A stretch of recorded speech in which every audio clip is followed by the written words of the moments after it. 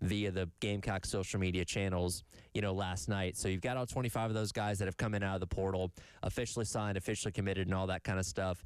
And really, you filled out just about all your rooms. Now, again, we're in this new era where you have expanded scholarships. They have 11 more to work with. Do you go out there and maybe find a couple more guys? Do you reward some guys that have been walk-ons with scholarships? We'll have to see. But, again, for the most part, the heavy lifting is done. So we can really kind of look at this portal class as well as what the roster currently looks like and say, okay, this is what you have going into 2026. What does that mean? How do we project? And all that kind of stuff they're going to be doing over the course of the next 9 months. I'd say for the most part, as we're almost a week out from the portal being closed, most of the main work is done to this point.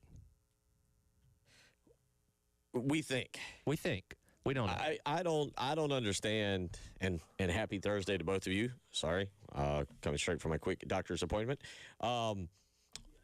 You say that, but Tyler, and I didn't tweet about this last night because I was tied up and busy, but you see the kid at Clemson who is now going back into the portal. Yes, apparently for a nice little hefty payday. Which that's why a lot of guys do it. But I mean, again, as you mentioned, the portal should be closed, and let's not get into the fact that he appeared to have worked out with the team, gone to class, done everything to be a part of Clemson.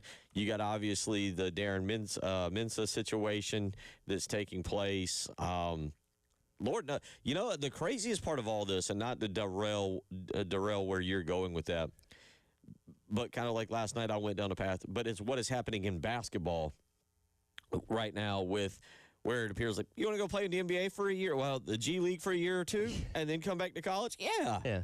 We'll allow that. I mean, like the whole system, it felt like for a while we were at least able just to look at football and be like, yeah, the system's broken.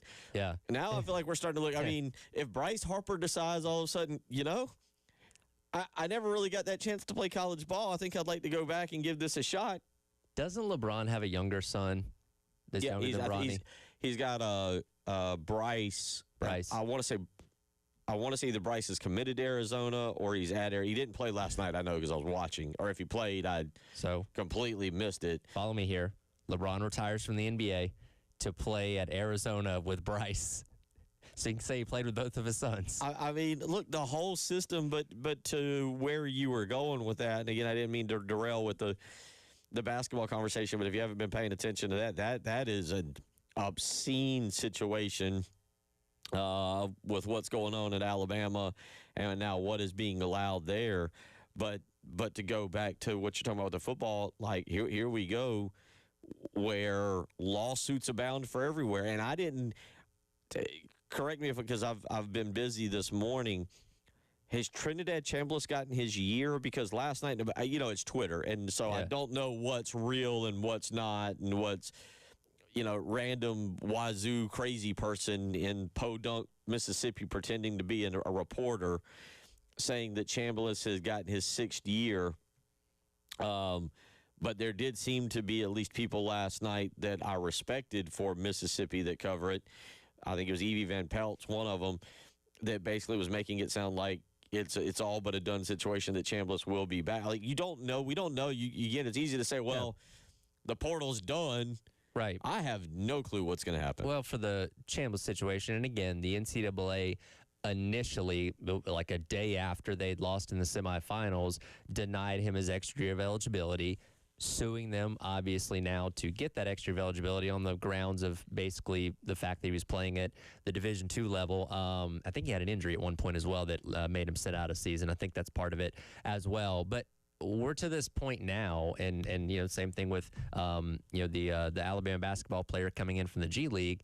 We just assume the NCAA is going to lose these cases. So it's kind of like you just assume that said person's going to get what they're asking for until proven otherwise. And I think that's where you're at with Trinidad Chambliss, because he's probably going to win and then he's going to come back. I was reading a list yesterday of projected starting quarterbacks in the SEC, and they already had Chambliss on there. And again, it had with the caveat of if he wins his court case. But again, the NCAA loses so much, we're like, he's probably going to win that one too. Yeah, I mean, you honestly don't. We're all under the assumption that, I think we're all under the assumption he'll be back. But we'll see. But to your point, it feels like, especially with South Carolina, yeah, they'll probably go grab another, what I would call a depth piece. I don't think you're getting a guy out of the portal now that you're like, oh, boy, this guy comes in and is the bookend to Dylan Stewart. Or, oh, boy, this is the right tackle to Jacarius Peaks, left tackle. Because most of the dudes have been snatched up at this point. Exactly. They've accepted their new contracts. But again, as we're watching with the Clemson situation, they may or may not still be open for business. Yeah, and again, you only have the one single portal window, but again, from a lawsuit standpoint, and Chris brought this up in the last hour, what's stopping somebody from, at the end of spring practice saying, I'm not projected to be what I thought I was going to be here. I want to enter the portal, and I want to, sue the school for not being honest with me about what my role was going to be this year. As crazy as it sounds, those kind of things can happen. I actually am pro post-spring portal.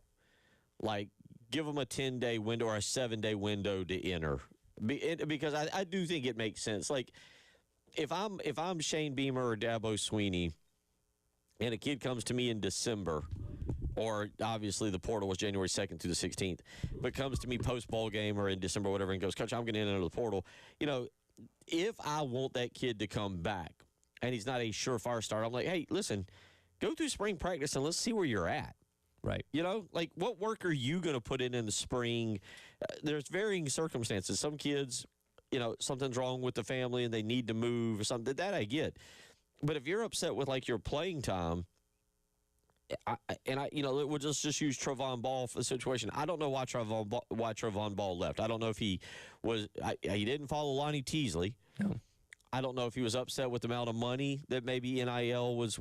I don't know if he was worried about a starting spot. I don't know if he didn't like Randy Clement. I don't know. I have no clue why he left. But I guess my point is, like, I would be pitching, hey, go through 15 practices with this guy, and let's find out where you're at. And then if you want to transfer, I have no problem with that. That is the one thing that I kind of wish they wouldn't take away is actually the post-spring practice portal, because I think guys like Matt Rule and others made a little bit too big of it, of like, oh, this guy's going to have a big spring game, and then I'm going to get poached. No, by and large, I actually think that's proactive for the player to go through spring, especially quarterbacks. Yeah. Let's just say Chambliss didn't come back, and Austin Simmons wanted to stick around and compete with whoever. I don't know who Mississippi's other quarterback, Pete Golding, would have. And by the look of your face, you have no clue either. Yeah, I can see a face. I can't remember the name, but and that guy may have transferred out for all I know by now. But you see my point, like, especially like quarterbacks in positions like that, let them battle in the spring and then go, oh, that didn't work. Yeah, I do feel like they're kind of stuck now, and you go through the spring and something happens, and you're like, wait, I'm third or fourth in the day. Preston. I always liked Preston's analogies of it, because it's like coaches might say, well, we don't have a depth chart, but 98% of the players are pretty smart. If Group 1 goes out and you're not in it, and Group 2 goes out and you're not in it, and you're still standing there to go with Group 3, you can kind of look around and be like, yeah, I don't think I'm in the first two units. They're not saving you, trying to keep you fresh. Like you're a 3 at that point in time. Now again, as we've seen, be careful about putting out depth charts for various media outlets, because they don't like that. But yeah, if you're out there practicing, you got a pretty good idea through spring of where you stand with everything. 803-404-6100. Speaking of the transfer portal, South Carolina lost somebody that I thought was kind of important, relatively important. But I put this on a little video that I had this morning. If a person wants to transfer, let them go. But now I think there's got to be consequences if you said you're coming back. And this Darian Mensah situation, South Carolina appears to be pursuing one. We'll talk about that and get your take on it if you want to weigh in. 803-404-6100. You're listening to the the halftime show.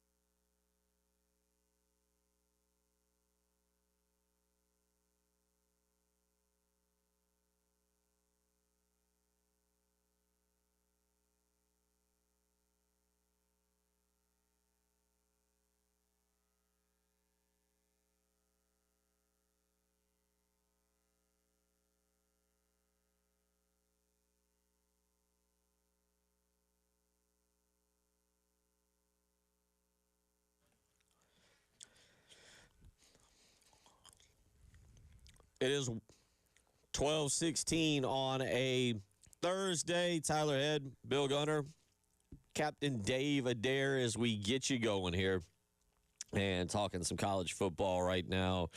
Still. And I don't know, Tyler. The question will be is, how long do we talk transfer portal? Does this carry as long on? as we can? Well, no, I mean, but like, how long does it continue to be kind of like relevant in terms of what we're talking about? Because I actually had this conversation last night. It used to be right now what we were doing from yesterday, we were building up to signing day. Right. We were 2 weeks out. Sure. This was the big push.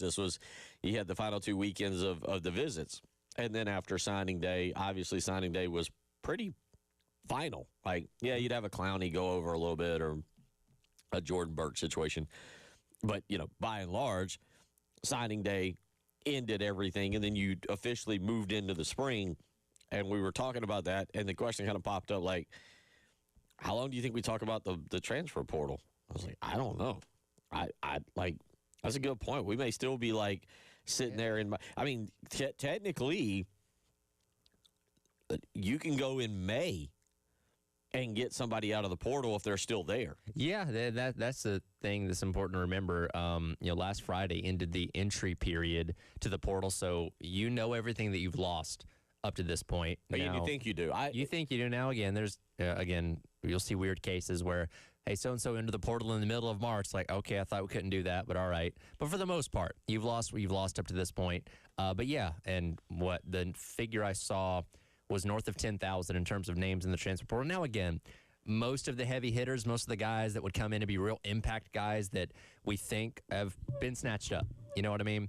But yeah, is it crazy to think that in May, let's just say, and knock on wood, I won't name any specific names here. Let's say you had a couple of injuries in spring practice of guys that may end up missing the season or significant times. And you got to go out there and add another body or two in the offensive line room. Yeah, you could go snatch up a guy in April or May, just fill out that room because he's been sitting in the portal doing nothing, right? And that's the side of the portal that we don't talk about as much. Is there are thousands of guys that are just going to be in there that nobody gets, right? That took a chance on themselves thinking they had the value to go play somewhere else, and just nobody looked their way, and they effectively in their own career. So, yeah, there's plenty of bodies out there if you need them.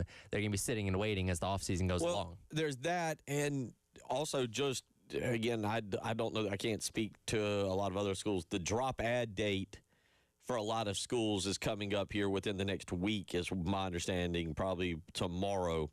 And so, therefore, let's hypothetically say you just mentioned all those kids that are still out there toiling around in the portal going, where am I going to go? Where am I going to go? Floating aimlessly in the black of the portal. Yeah. Now those people, those kids, they're kind of without a school for a small period of time because you can't get enrolled in class. Right. Which means you're going to miss this semester. Now, please don't be that person that's like, what are they going to do academically?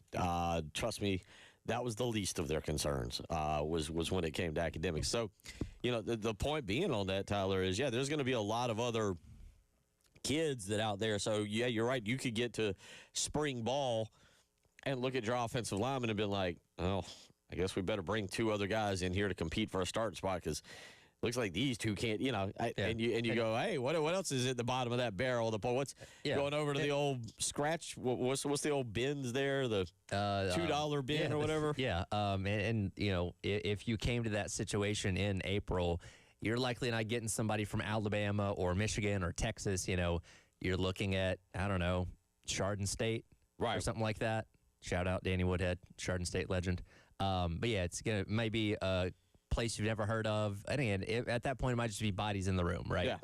And again, I'm hoping we don't get that situation. Hopefully everybody stays healthy through spring. But those are scenarios where you could add guys later. But again, for the most part, and you may end up just giving scholarships to walk-ons, right? Because you got 11 left.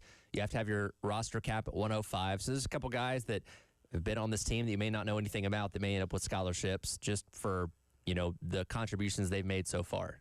So that brings us to trying to figure everything out. And one of the stories here is now what is taking place with Desmond Umezulu, the former, and that's the key word, former defensive end for the University of South Carolina. And let's start with this. In the grand scheme of things, it's a loss. When you invest 3 years in somebody, and he was a big-time recruit, he had not played, I think, up to his potential. I don't think anybody is trying to say that Yumi Zulu had come in and he definitely wasn't expected to start this year. He was expected to compete for a starting spot. But the bottom line on Yumi Zulu is that I think you wanted to keep him. And again, I'll say this because this is key with Vandravius Jacobs or Trevon Ball or any player that walks into your office. What was his number? What did he think he was worth in that scenario? But he said he was going to come back. He said he was here for it. And then all of a sudden he goes into the port. And not only does he do this, and this is the second part, he apparently signed some kind of legal agreement that says, hey, I'm coming back. Yeah, and again, we're seeing this more and more, and it's more high profile when it happens to quarterbacks like Damon Williams, Darian Mensah, and all that kind of stuff. But there's a lot of guys out there that, yes, are saying, I've agreed to return to your school or come to your school for this set dollar amount, and then deciding, and Yuma Zulu's transfer out came on the heels of them bringing in Caleb Herring. Now, again, did they already know that Yuma Zulu was going out and they felt more comfortable adding him, or is it vice versa? We don't necessarily know the specifics of that one at this point in time. But regardless, he had already committed to coming back, signed the agreement to that dollar figure, and then left. And that's where you get into trouble and start enforcing buyouts and things like that. Well, this is where it actually, so this is according to Jordan Kay with the state. So I think Gamecock Central was actually on this were they first? last week when he initially went into the portal. But now we're talking about Carolina actually going to enforce this. I'm kind of talking about the enforcement of this, yeah. And I was going to say, this is from Jordan Kay in an article. And basically it says, before entering the portal, Yumi Zulu had already signed a contract with Salcon to play the 2026 football season for the Gamecocks. Entering the transfer portal means that contract was broken. As a result, and again, this is Jordan Kay with the state, per a university source, South Carolina is pursuing a six-figure buyout that was outlined in his contract. It says, I find this funny, the buyout can either be paid by Yumi Zulu or Alabama. By Alabama. That's right. So it's effectively like what we see in pro sports where you have trades, like a guy, I'll use the example, Kirk Cousins in Atlanta, right? They signed him this huge, massive deal right before they drafted Michael Penix, funny enough. Kirk Cousins dealt with some injuries. Penix comes in and starts. They're trying to move on from Kirk Cousins, but if they trade him, that means that other team's going to have to eat a bulk of that money that's still owed to him. Some teams may be willing to do that, but that's what you're incurring by taking him from Atlanta, via trade. And we're kind of seeing similar situations here now where it's like, all right, if Alabama really wanted Dez, they're going to have to be willing to pay what he'd already agreed to with South Carolina in terms of a buyout to have the rights to have him as their player. And again, what's six figures in the grand scheme of things? Maybe not a ton for one specific player, but that does come out of your budget in addition to what you're going to have to pay him too. Like, you're going to pay his buyout, and then you still have to pay him whatever you're going to agree to pay him as well. So you're essentially paying for an extra player that's not going to be there in terms of what that money is. And again, how many times are you doing that at certain schools? I don't know. But it's a newer trend that we're seeing now in this ever-evolving transfer portal era. And, now how do these things kind of drag out and what kind of occurs? We don't know right now. Damian Wilson, who signed with Georgia last year, then entered the transfer portal and went to Missouri. So they've played a full season of this. By the way, I believe, correct me if I'm wrong, I believe he went back into the transfer portal. I think so. Welcome to college football. I believe he went back into the portal. But Georgia's suing him for $390,000, and that lawsuit is still going on, and he's already back in the portal again. Yeah, I know it's crazy, but we're seeing this more and more. And again, look, the players have the power, right? We don't have a CBA, so the players still have the ability to move as fluidly as they want to. But if you've already signed something, yeah, you can still go pursue other opportunities, but someone's going to have to pay that money, whether it be you or the school you're going to. Yeah, so we'll continue to see this. Look, I said this on a little video this morning I put out. Tyler, I'm all for this. I will say it again. If I'm Duke, I don't want Darian Mensah. If I was Washington, I'm not sure I'd want Damon Williams. If I'm South Carolina, and Desmond Umizulu comes in and says, I want to go to Alabama, I look, there are certain players I guess I would really, really fight for. Dylan Stewart, Lenore Sellers, a few other players. You can look around the college football world at a few other players. But if you're going to do that, I don't want you. But if you signed a contract, and I want this to happen, I want Umizulu and Mensa to pay. And now this is me, all right? This is not Tyler Head. This is not Captain Davis. This is not anybody that wants to survive the game. Here's what I want. I want any NIL dollar that player earns at old school or at new school to go to the old school. Well, and that's what you're running into with the Darian Mensah thing, Right. where it's like there's a possibility he could go to Miami. Yeah, go. I don't want to. That's fine. but- You want to be there, go. But Duke still owns his NIL and what he makes off of that. So that's a even more messy situation. And that's what I want. If you sign the contract and you decide you want to leave, you know what? And I don't know if it'll go this way. Go ahead and go. I don't want you here. But any dime you make is mine. It's mine. Or you can't do a photo shoot in green and orange. If you're Mensa, who's going to, the main idea is going to Miami, you can't do it in green and orange. You can't do it in a Miami jersey. I don't know if Duke is Adidas or, no, Duke's Nike. Duke's That's Nike, I knew that. yeah. I should know that from basketball.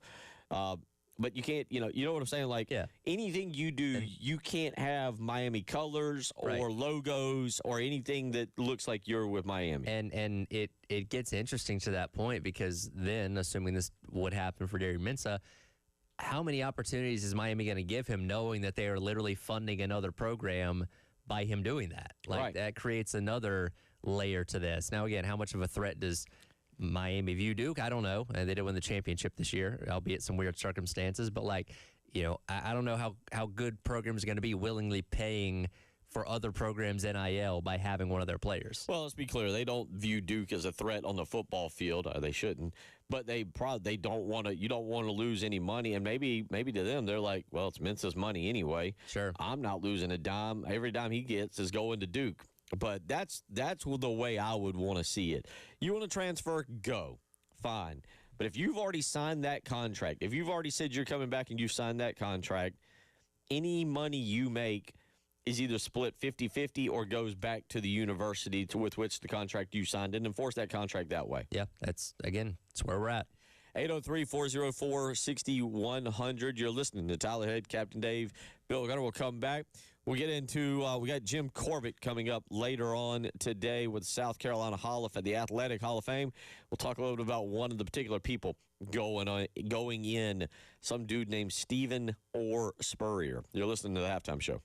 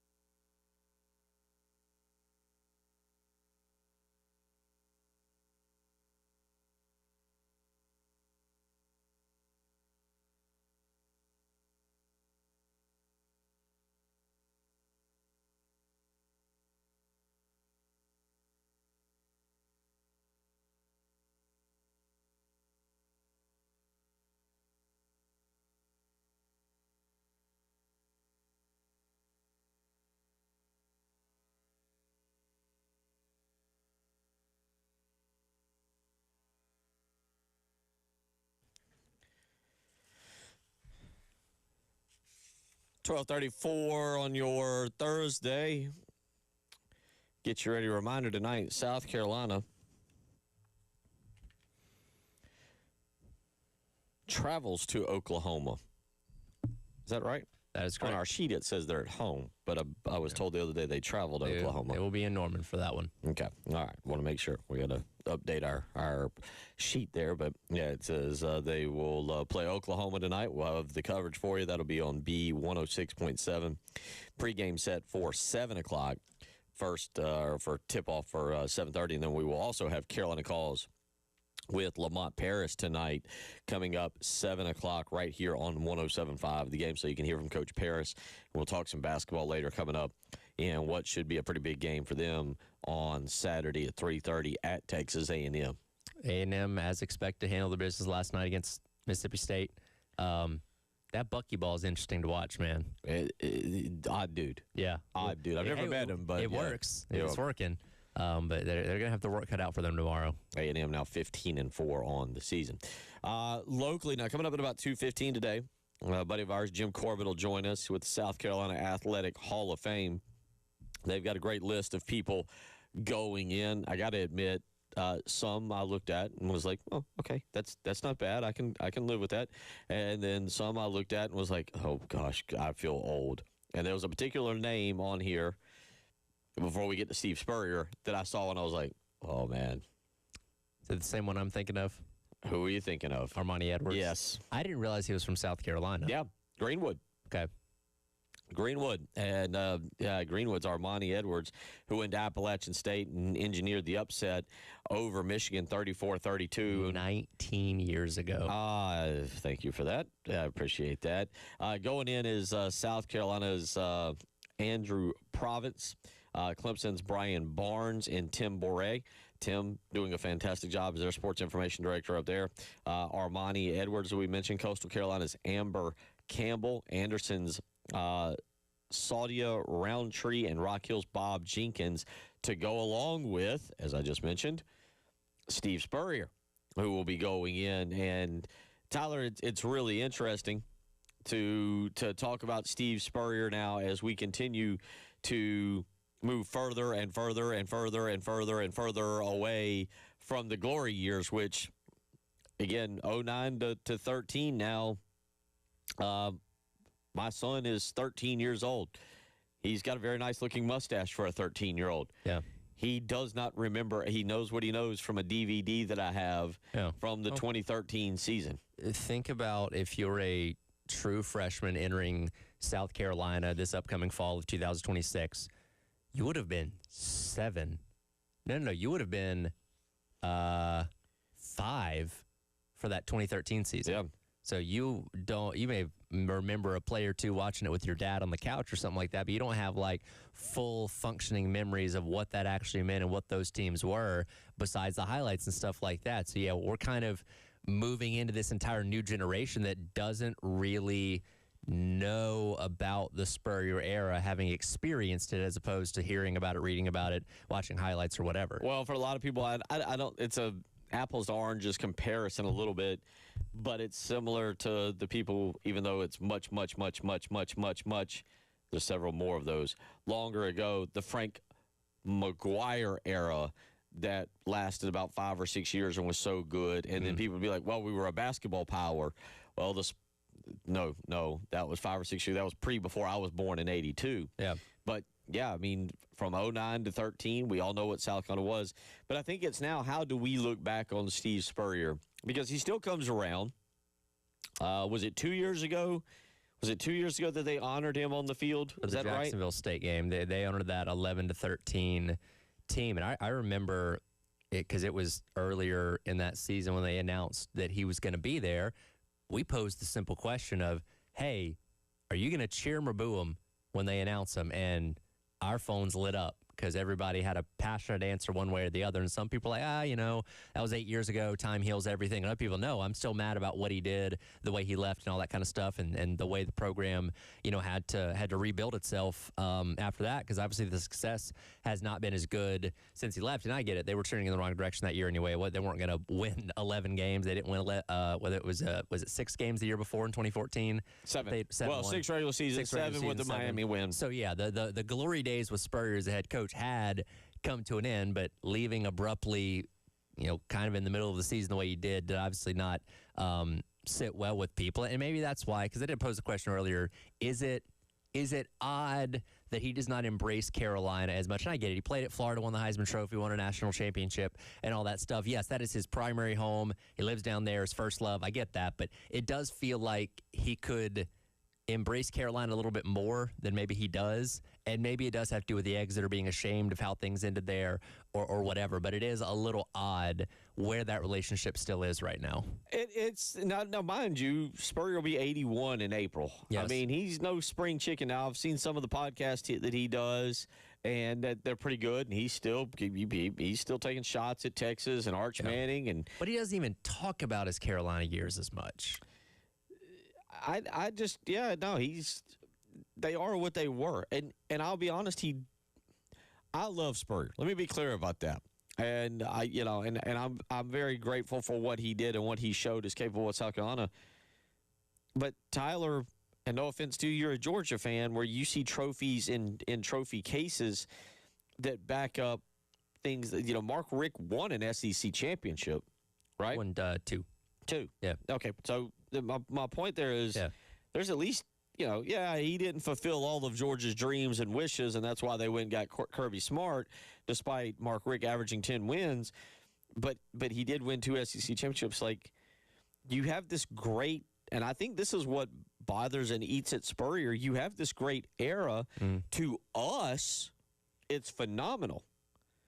To him, he's got nothing to show for it, really. Yeah, to him, I mean, Spurrier's view and how we view are entirely different, because we're like, well, he's the all-time winningest football coach of South Carolina. Spurrier's like, I don't know, they stunk anyway. I was beating them 63-7 when I was at Florida. They were bad anyway. That wasn't really a hard goal to accomplish. We're like, oh wow, 3 11-win seasons. That was incredible for us, and beating Alabama.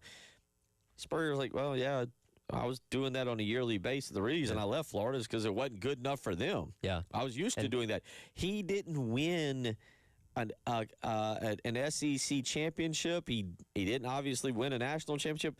Like, to me, there's the disconnect in that we all look back fondly on the years. He looks back as like, I accomplished more than anybody else, but to be quite frank, nobody else had accomplished anything. So what if, and I know it was Clemson used this against him, Dabo did, of what if they made like a BCS Bowl, right? What if they made the Sugar Bowl like 1 or 2 of those years, maybe one of those, and you have that accomplishment, hey, the only coach to ever take Carolina to a major, at that point in time, BCS Bowl game and win that thing against, God knows whoever in 2011 or 12 or 13 or something like that. Is that something that he could stick his feather in a little bit more? He might. I don't think so. I think Spurrier, I think, looks at it at championships. Okay. And what did he do to win? Did he acquire hardware and winning a Citrus Bowl while neat at that time? And look, I think winning back then an Outback Bowl was irrelevant to him. Yeah. I'm not sure what we remember about winning Outback Bowls aside from Jadeveon Clowney's hit. You take that play away, and it was a great game. I was there for that. But you take that play away, what is our memory of bowl games and Steve Spurrier? And not only that, and no offense to them, but it isn't like beating Wisconsin and Nebraska are like great name teams. Like, say what you want. Clemson and Penn State were both, 6-6 this year. Right. But when you beat a Penn State, it just sounds better, even if they're 6-6. Sure. Than beating Wisconsin, or even, like let's be honest, that was 10 years removed from Nebraska's heyday. Yeah. Nebraska wasn't the same juggernaut it was under Tom Osborne. Yeah. I think, but I don't think we view it. I think how we view it and how he views it is why you don't hear him talk about it as much, because he looks and he's like, well, they stunk Yeah, I accomplished more than they'd ever accomplished, but I didn't accomplish Yeah. more than I'd ever accomplished. I didn't do what I wanted to do. It was after he'd accomplished so much, it was kind of like his extra mission, right? Like, all right, I'll go there, pull them out of the mud, make them winners, and he did. Obviously, it didn't end the way he wanted it to, of course, but yeah, I think that's fair. Of like, well, I didn't really. In his mind, he didn't. In do his mind, anything. yeah, and in his mind, he didn't do anything here. Right. Yeah, I mean, he knows he knows he's the all-time winningest coach. He knows that he did more than anybody else, but to him, he didn't outdo anything or equal what he did at Florida. 803-404-6100. We'll wrap up hour number 1 when we come back. It's the halftime show.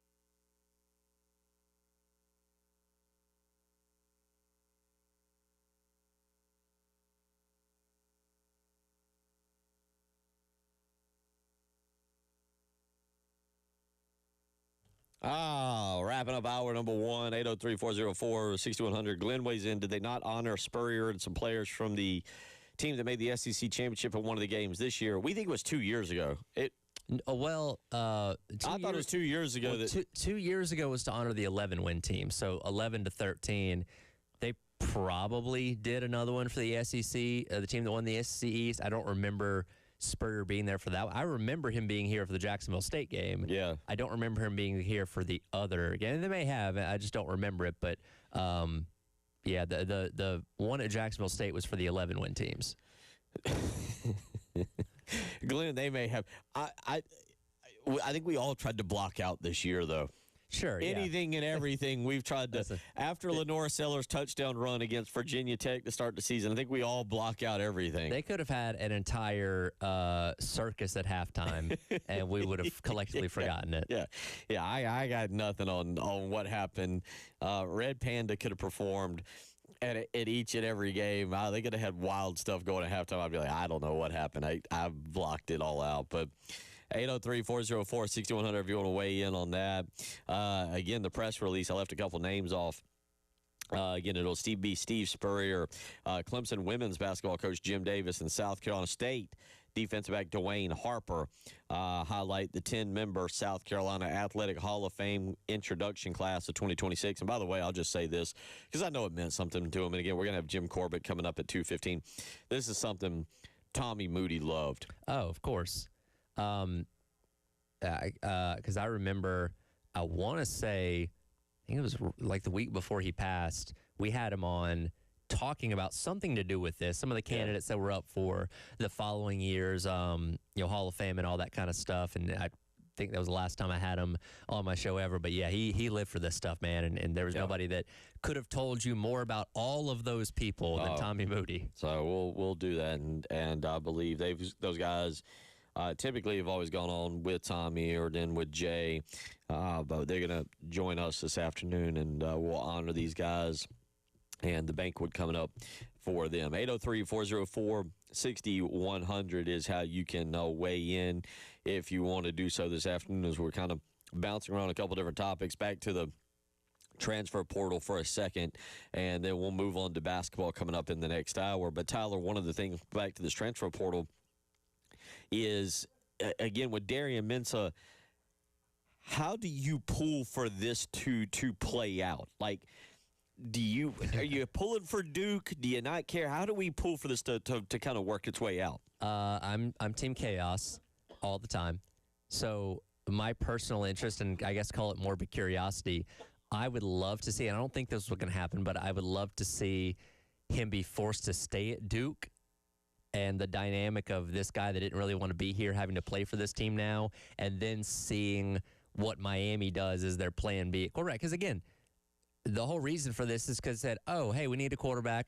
We like Darian Mensah. We'll pay him $4.5 million or whatever, and he'll come here. No problem. And it's like, oh, wait a minute. He already announced and signed a return to Duke. So I just want to see how messy this can get personally. Well, I will say this. You're pulling for Tyler's take if you want to see rules and regulations really put in on this. Mm-hmm. Because it felt like, all right, we went from a step where there were no rules and regulations to, okay, now we're going to have contracts, to now we are at contracts that schools apparently became wise enough to become enforceable, right? Like, sure. Okay, there's language here now where if you sign with us and we're guaranteeing you somewhat money, you got to pay some kind of buyout if you don't live up to your standards. Now, I will say, Tyler, I don't know if that's if they leave or if all of a sudden you're injured and you don't fulfill X number of quarters, games, snaps, whatever. Because I think I go way back. There was a rumor, and I never saw it substantiated, that Quinn Ewers had to play a certain number of snaps to earn the $1 million that he was supposedly going to earn. Remember the big deal when he left Texas high school early to go to Ohio State, but that he had to play a certain number of snaps, and that he knew his sophomore year he wasn't going to get there, and one of the reasons he left Ohio State. I vaguely remember something about that, but yeah, the incentives, I guess you would say, are kind of the next layer of this of, okay, we'll give you this, but you have to do X, Y, and Z first instead of just blindly saying, hey, we need a left tackle. You want $800,000? All right, here, we'll come give it to you. Like, no, there has to be other things you accomplish to be able to get that over the course of a season, which I think is kind of the next level of this as time goes on. 803-404-6100. You can weigh in if you want to do so. Hour number 2 coming up. We'll get into a lot more topics, including Kirk Cignetti. Well, number one, Paul Feinbaum. Did he finally apologize? Is that what happened yesterday? Seems to be. Now, did he mean it? That's another question. He's still due to leave the country. Paul Feinbaum's got to go, apparently. We'll give you more of a breakdown. Paul Feinbaum, boy, that was a rough football season for him. We'll explain. You're listening to the Halftime Show.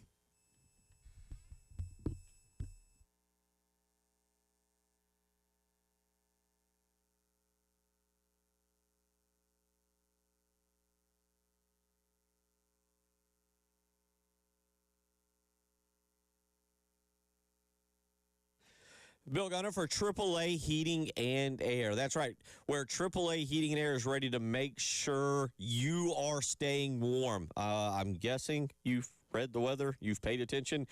There's some cold air on the way. Is your heating and air unit working properly? Is it ready to handle anything that could be thrown at you this coming January or February? Well, if not, today is the day. Don't wait around any longer.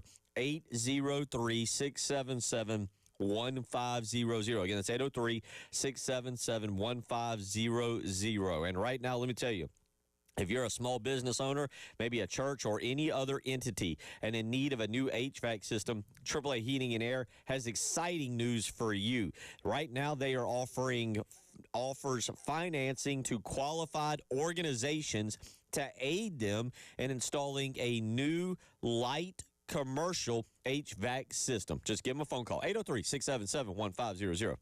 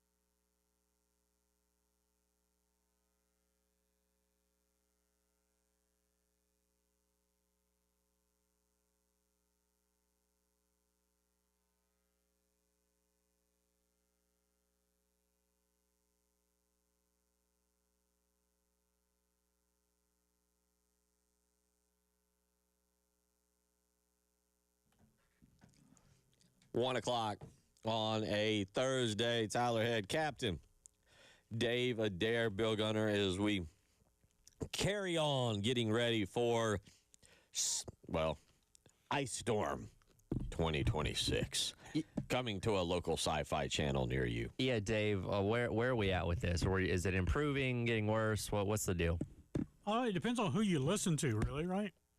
Yeah, I think you're actually right on that. See, some meteorologists are like, yes, definitely going to go south. It's going to end right about I-20. And then some others go, yeah, 95, east and west, yeah, all the way up to, all the way to coast from Florida all the way up. Yeah. So, I don't know. It's going to be weather over They the always weekend. say, wait till Saturday and we'll tell you.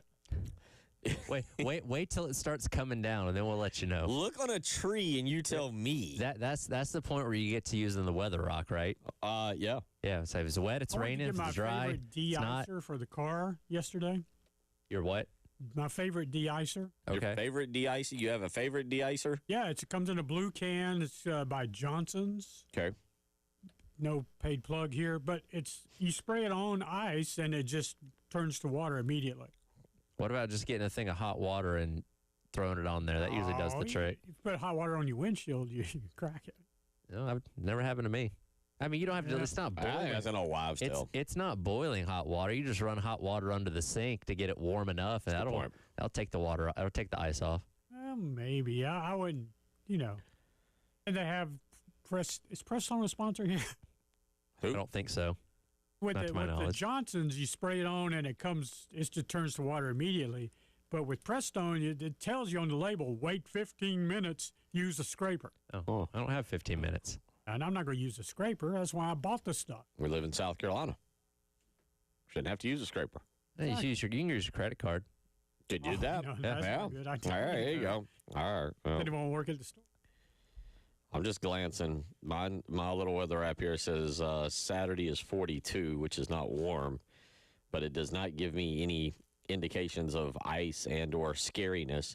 Sunday, however, has got a red exclamation point, which tells me to be careful.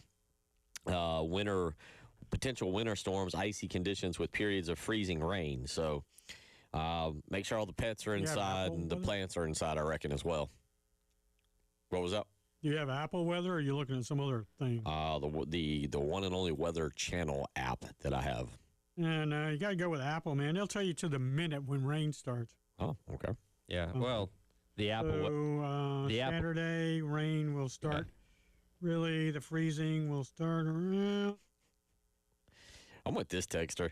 You can maybe warm your car up for 5 minutes and save the money. I'm kind of. Oh, yeah. I got to admit, I've been having to take Austin to school this week. At 7 a.m.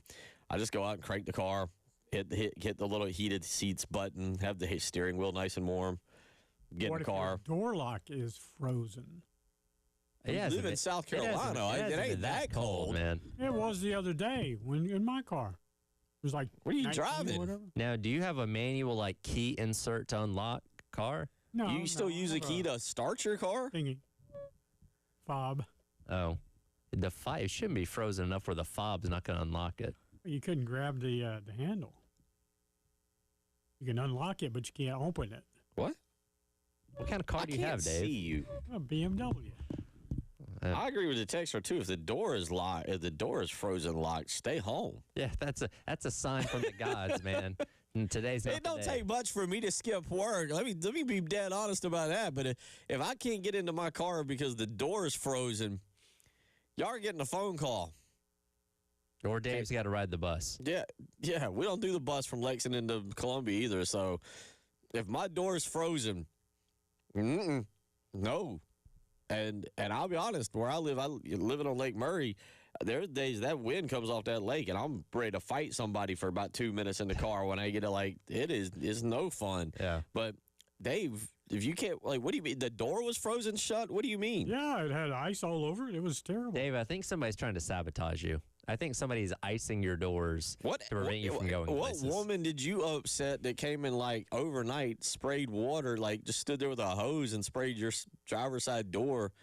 Were you out there? You were just talking about all the weight you lost. Were you angering people now in establishments? It was probably the woman in the red car that didn't belong because she didn't have a sticker for the apartment complex. Oh, Lord. She was out there smoking a cigarette, and she had taken my space. I'm like, "Hi, how you doing? What's up?" Is that how she talked?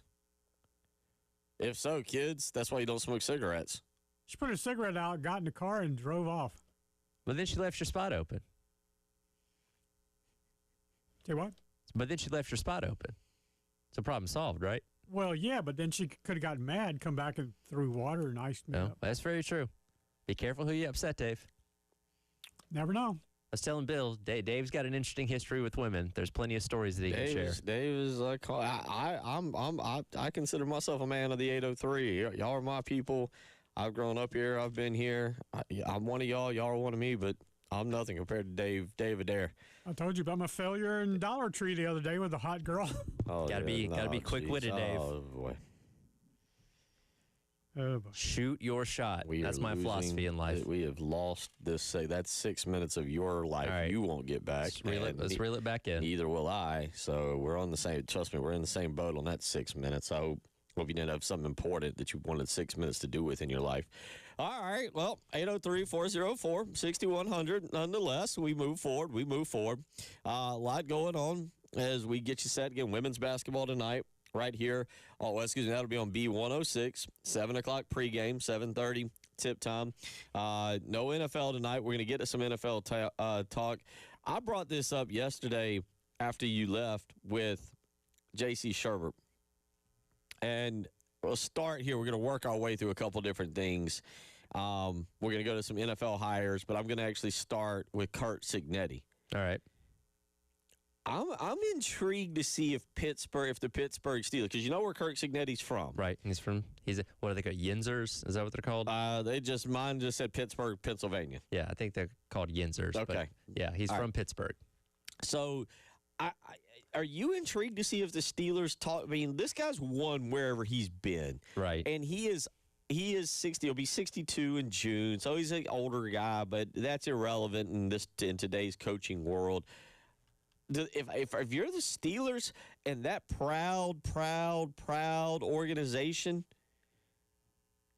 do you make the phone call and be like? And if you're Curt Cignetti, do you have to kind of listen to go to your hometown? I don't know if he's an NFL guy, but also he's kind of got that rough edge where he's not what I would deem a player's coach, to where I could see him fitting in the NFL pretty well. Yeah, and look, he said he decided a long time ago he was a college coach and not a pro coach. But if you're the Rooney family, you make the call, right? Like, you'd be dumb not to. You probably have an idea that he's going to tell you no, but you don't leave any stone unturned in terms of, especially for an organization as prestigious as that one, when he is quite literally the hottest name in all of major coaching right now, you at least give him a call and make him tell you no.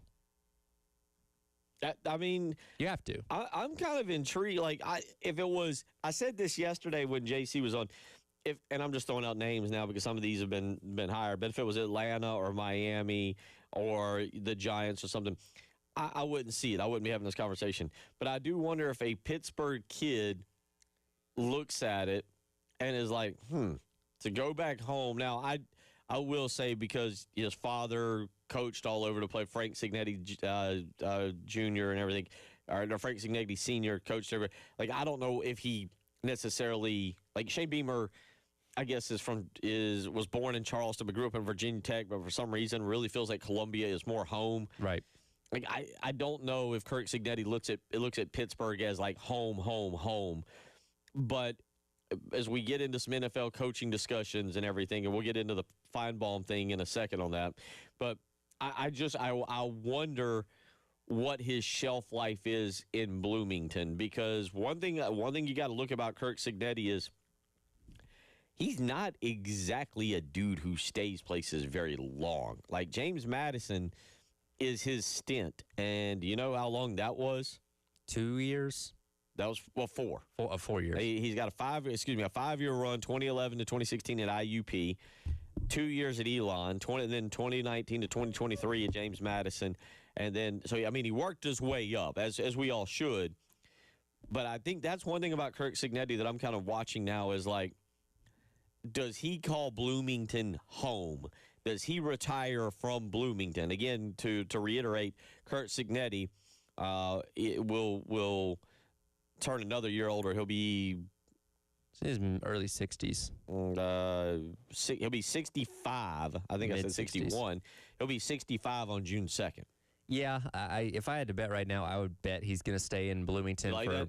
the 5 years, 6 duration years, of however long he 70s? wants to keep coaching. Because look, even if he never returns to another national championship, he's a god there. They're going Very to build true. a statue of that man.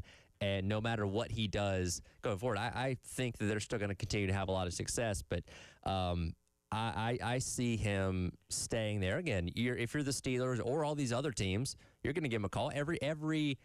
Seemingly every opening at major schools gave him a call when they fired their coaches. Penn State, LSU, all these places told him no. So I think he stays. I don't think he goes anywhere. It'll be interesting. Now, he spent all season proving Paul Feinbaum wrong. Tyler, Paul Feinbaum just made a complete fool of himself this season. He Not that he doesn't every year, but my mom says a lot of things, and a lot of them end up kind of blowing up in his face.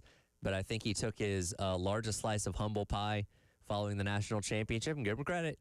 He owned up to it, and he did formally apologize to Indiana and the Big Ten Conference. let's listen to a little bit of Paul Feinbaum here. This is Paul Feinbaum apologizing about all the hate that he gave Indiana, really not just this year, but over the last 2 years. There can be debate on whether Indiana had the best season in college football history, but there can be no debate. It is the greatest story in the history of the game. And what made it even more amazing is how people misunderstood what Kirk Cignetti was doing in Bloomington. But let me assure you, nobody was more incorrect in understanding that process than me. Almost everything I said throughout the season about him and about Indiana was wrong, and it was an epic failure on my part. There was no question Indiana was the best team, and yes, the Big Ten is the best conference in the country. We congratulate Coach Cignetti, Indiana, and the Big Ten for an extraordinary run. So does he leave the country today, or how's that work? I don't know how exactly it works when you got to leave the country. If you don't know what we're talking about, Paul Feinbaum, we don't have that clip, do we? We don't have Not on me. When did he say this? It was at one point during the season. And look, he's on his show. He appears on Get Up and First Take and McAfee. On one of those shows, he threw out there that if the Big Ten won their third straight championship, he would leave the he was not country. specific to Indiana. Yeah. He was specific to the whole Big Ten, that if they won. He was being such an SEC homer that he said if the Big Ten won, he would leave, he would move out of the country. And look, I love Feinbaum. He is the perfect encapsulation of what SEC football is. But I do think he's gotten a little more hot takey as his role on ESPN has expanded. All right, let me say, did you meet him? Did you talk to him at SEC Media Day? He's very, very core, very good with his time. Not in person. We've had him on the show before. Okay. I've never met him in person. He's taller than I thought he was. I'll give him that. Never have heard that about Paul Feinbaum, but okay. I'll say this for Paul Feinbaum. We got about 40 seconds. I think Paul Feinbaum has done better, as good as anybody, especially with ESPN, of buying into his role of being the SEC spokesman. He plays it well. And because I'll say this, Paul Feinbaum might be one of the nicest media members that is out there in terms of he will stop and talk to you and offer you an opinion and treat you, whether it's somebody like me who years ago had no experience whatsoever and was stuttering and didn't know what I was doing. And he literally is the nicest guy. And it doesn't matter if he's talking to Dan Patrick or me. He's the exact same. We'll finish this conversation and move into some NFL discussion. You're listening to The Halftime Show.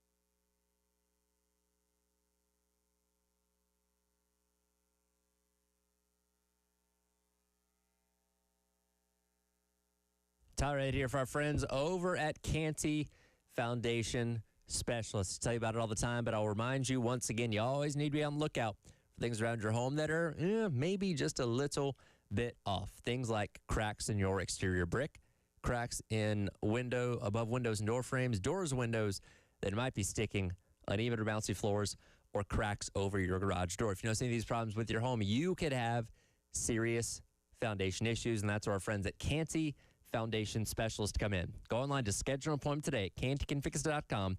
They'll send a professional out to your home to evaluate those foundation problems and get them fixed so you and your family can live worry-free going forward. Again, go online to schedule an appointment today at cantycanfix.com and let our friends at Canty Foundation Specialists help you with your foundation needs.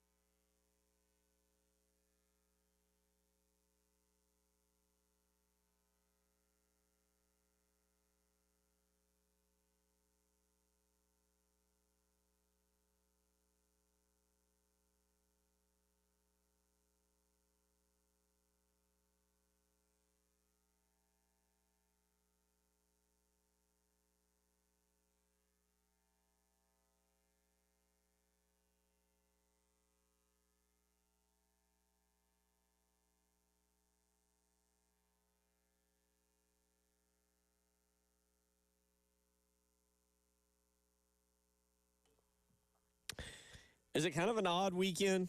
Like, I know we didn't have college football last weekend, Tyler. It was a different kind of weekend with no actual like college football. We had the NFL playoffs last weekend, but Right. we don't even have anything on Saturday.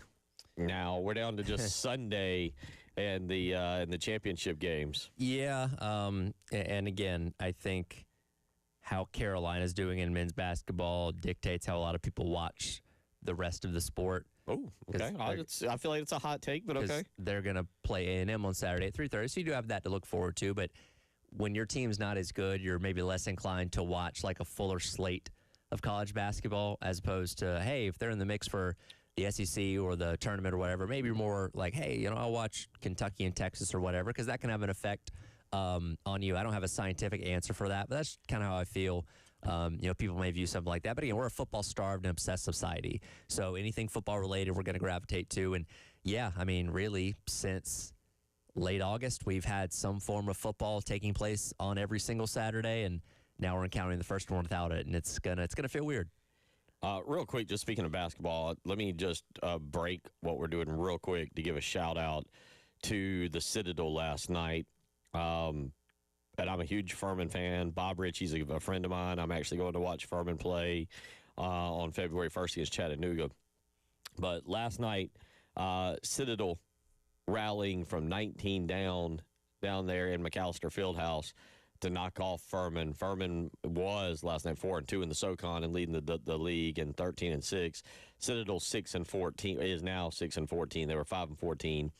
You brought up basketball, and it just got me thinking about last night and what all I was watching. And I was not watching that game, but shout out to the Citadel last night and you Citadel grads as they rallied against a very good Furman team down there in Charleston. Again, they were down 19, 53-34 with about 10 minutes to go, 12 minutes to go. Rallied, got the game to overtime and won. So shout out to the Citadel last night on a good win over a really good Furman team that should, I'm hoping, join Clemson in the NCAA tournament. Clemson, by the way, blew that one the other night to Will Wade and NC State. But going back to your point about this weekend, and we're going to get to these coaches. It feels kind of odd now that we are transitioning away from on the field discussion to off the field discussion. And Tyler, we've got these lists of NFL hires so far, and the only thing that I'll say about them is because I just don't get the NFL kind of good old boy system, if you will, even if these guys are younger guys, but where we just go with the retreads. Now, John Harbaugh, I get. Sure, totally. John Harbaugh, I totally understand. Let's start with your Falcons, though. Yeah. Kevin Stefanski to the Falcons. I will say I like this hire. Now, if you want to give a direct comparison to what you just fired and what you brought in, Raheem Morris, between his two stints as a head coach in Tampa Bay and Atlanta, never made the playoffs. Kevin Stefanski had 2 11-win seasons and made the playoffs twice with the Browns since taking over, I believe, in 2020. So he has a better track record than the guy he just fired. So that's a step in the right direction. I also think a lot of what derailed the Browns the past couple of years with the Deshaun Watson situation, the money tied up in him being injured and all that kind of stuff. I don't think that helped.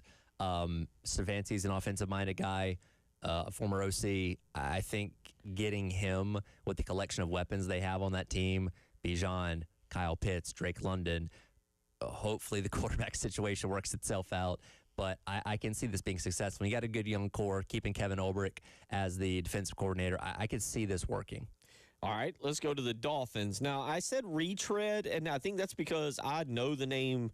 This is me personally, the name Jeff Hafley, maybe a little bit more because Jeff Hafley was the first coach I really remember back in 2023. Chip Kelly would then follow suit, leaving UCLA to be the offense coordinator at Ohio State. But Jeff Hafley was the first guy that I remember like just being up and up, like, no, I don't want to be a head coach. I'm just going to go back to the NFL and be a coordinator. And Hafley had cut his teeth really in the NFL, whether it was with Tampa Bay or Cleveland or the 49ers. But left Boston College after 4 years. Yep. Goes and is the defense coordinator for the Packers for 2 years. And his record at Boston College was 22-26. It ain't exactly like he was lighting the world on fire. It feels like the Dolphins, like, I don't know. It feels like they threw a bunch of names in a hat and pulled one out and was like, Jeff Hafley. And no do-overs? Okay.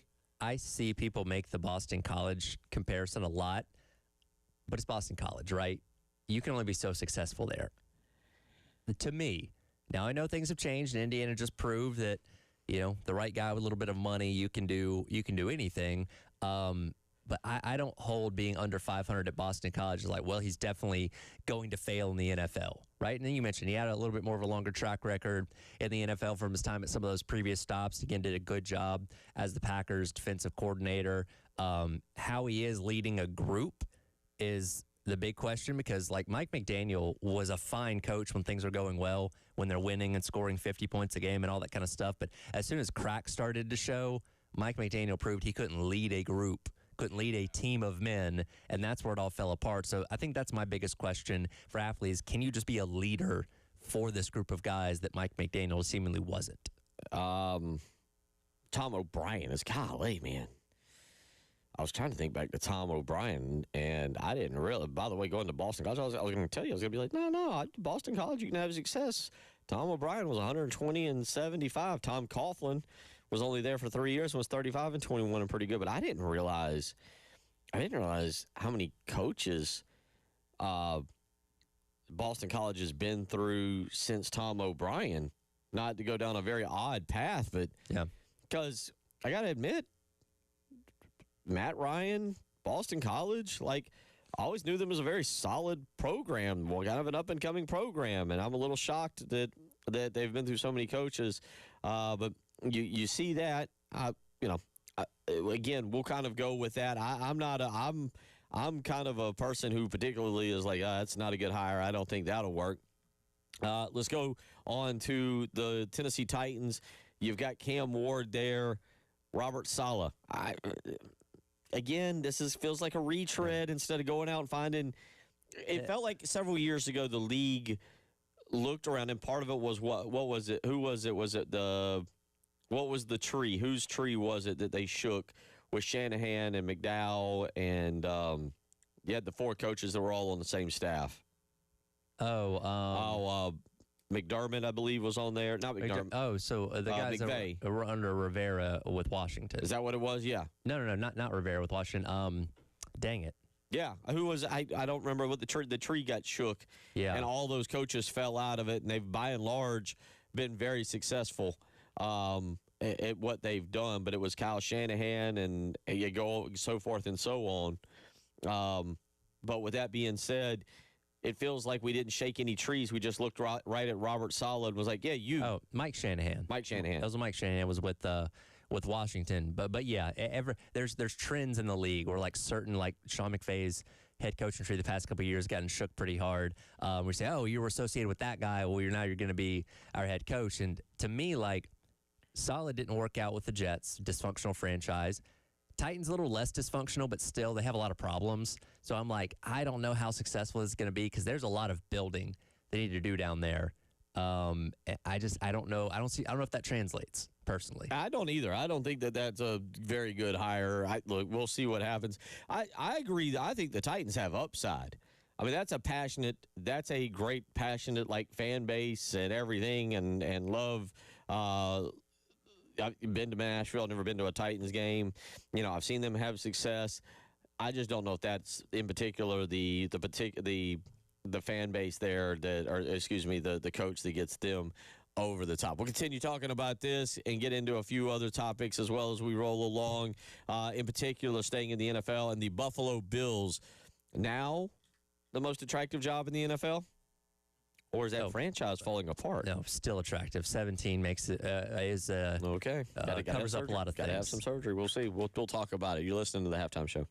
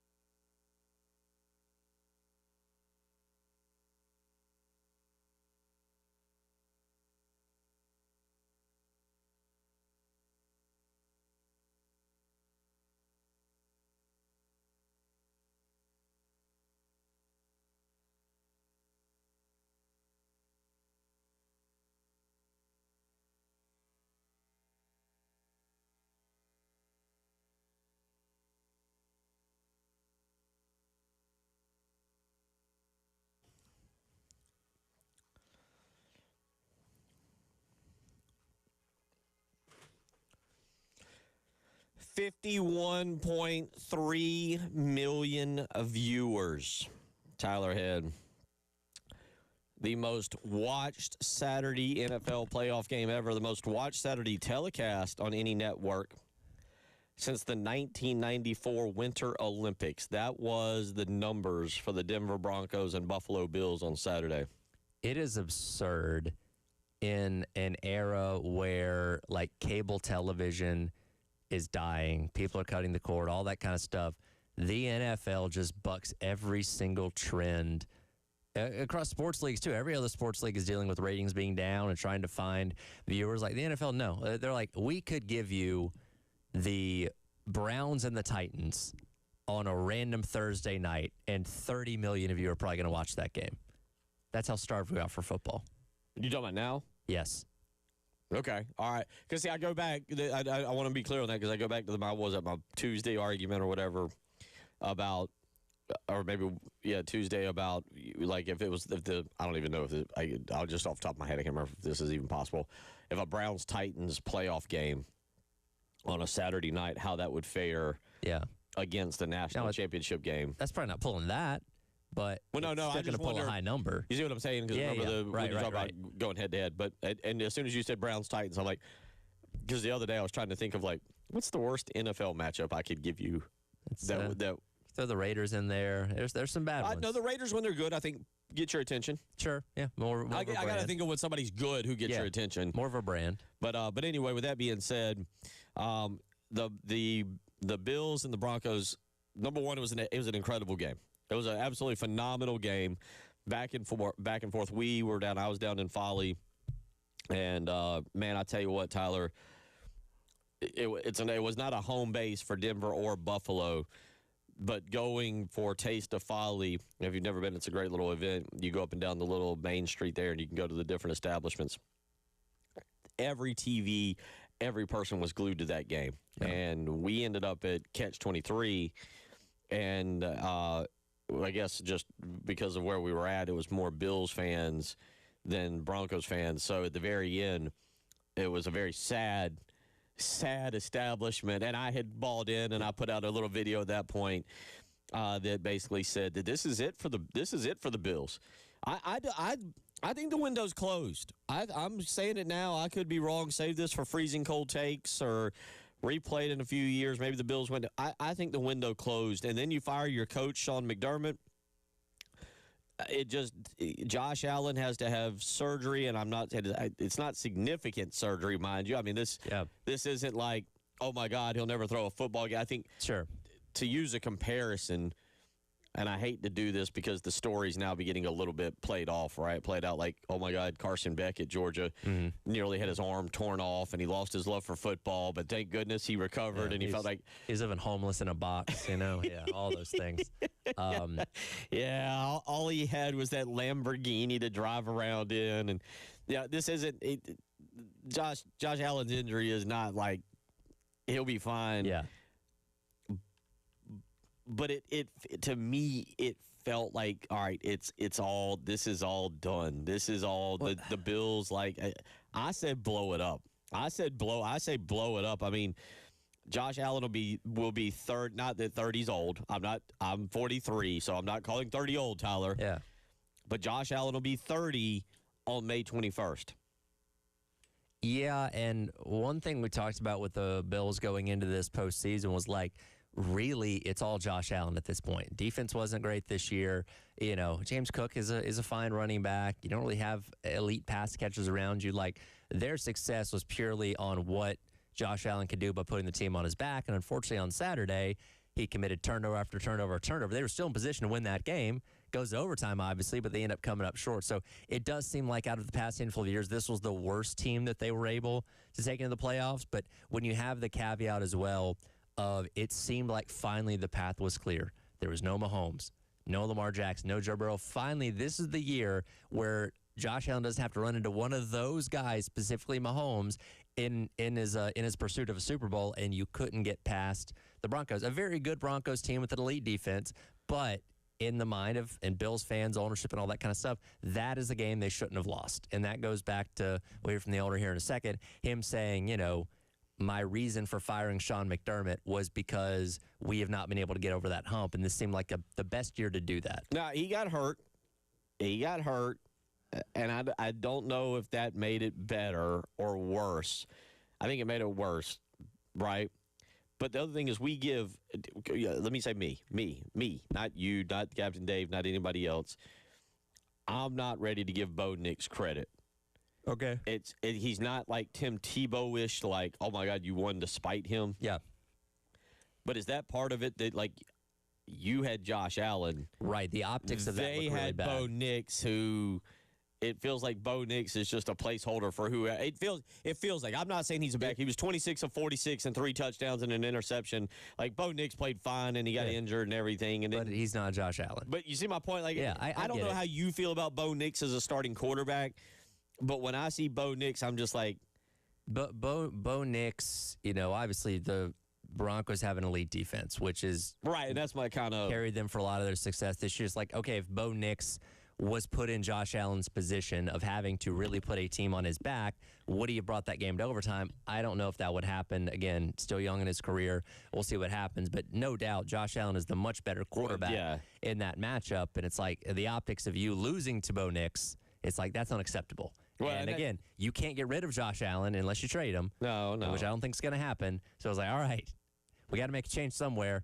And McDermott's been on the hot seat before, right? This is not the first time that they've flirted with the idea of moving on from him. They got off to a rough start, I think, 2 seasons ago, and he saved it by winning down the stretch. But, yeah, this has been something that's boiling for a while.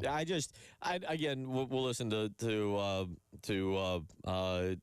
Bills owner here in just a second. But I'm not, because I don't want to put down Bo Nix, even though that's the way it's coming across. It's just, like you said, Denver's winning on defense. Yes. Denver is where they are because they've got a great defense. They've got a Super Bowl caliber winning defense. They won this last Super Bowl. They propped up what was left of Peyton Manning and said, hey, can you score us 10 points? We'll take care of the rest. Old Noodle Arn Manning couldn't throw it 11 yards, but they won a Super Bowl. Here, this is the other part. This is, we're going to play number 2, right? Number 2? Yes. This is what you want? Yep. But this is the Bills also kind of like admitting that they didn't want Keon Coleman. Like, this part of this feels like the Bills are coming unglued here at the seams. The first voice you're going to hear is Brandon Beane, and then Terry Pagula, the owner, is going to cut in after that. Here is a little bit of talk from the Bills front office. Yeah, can I interrupt? I'll address the Keon situation. The coaching staff pushed to draft Keon. I'm not saying Brandon wouldn't have drafted him, but he wasn't his next choice.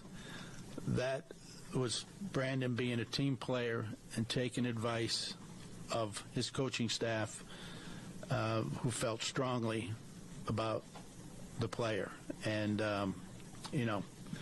he's taken, for some reason, heat over it and not saying a word about it, but I'm here to tell you the true story. What was that again? So, and one of the there needs to be a little more context to what transpired there, because if there's no context, you're just like, what happened? Yeah, and they're talking about Keon Coleman, who they drafted in 2 years ago now out of Florida State, who hasn't really materialized he was the 33rd pick, so a high second-round pick, and hasn't really stepped up to be the elite receiver they thought he was going to be. He did have a touchdown on Sunday, funny enough, but one of the criticisms around this team is he doesn't really have anybody to throw to. He's throwing to Brandon Cooks and, Akil Shafir and guys like that, but no, like, elite wide receiver one, and Keon Coleman was supposed to be that, and now the debate of, okay, who really wanted Keon Coleman? According to the owner, it sounds like Sean McDermott did, and part of the reason why he's gone now. Yeah,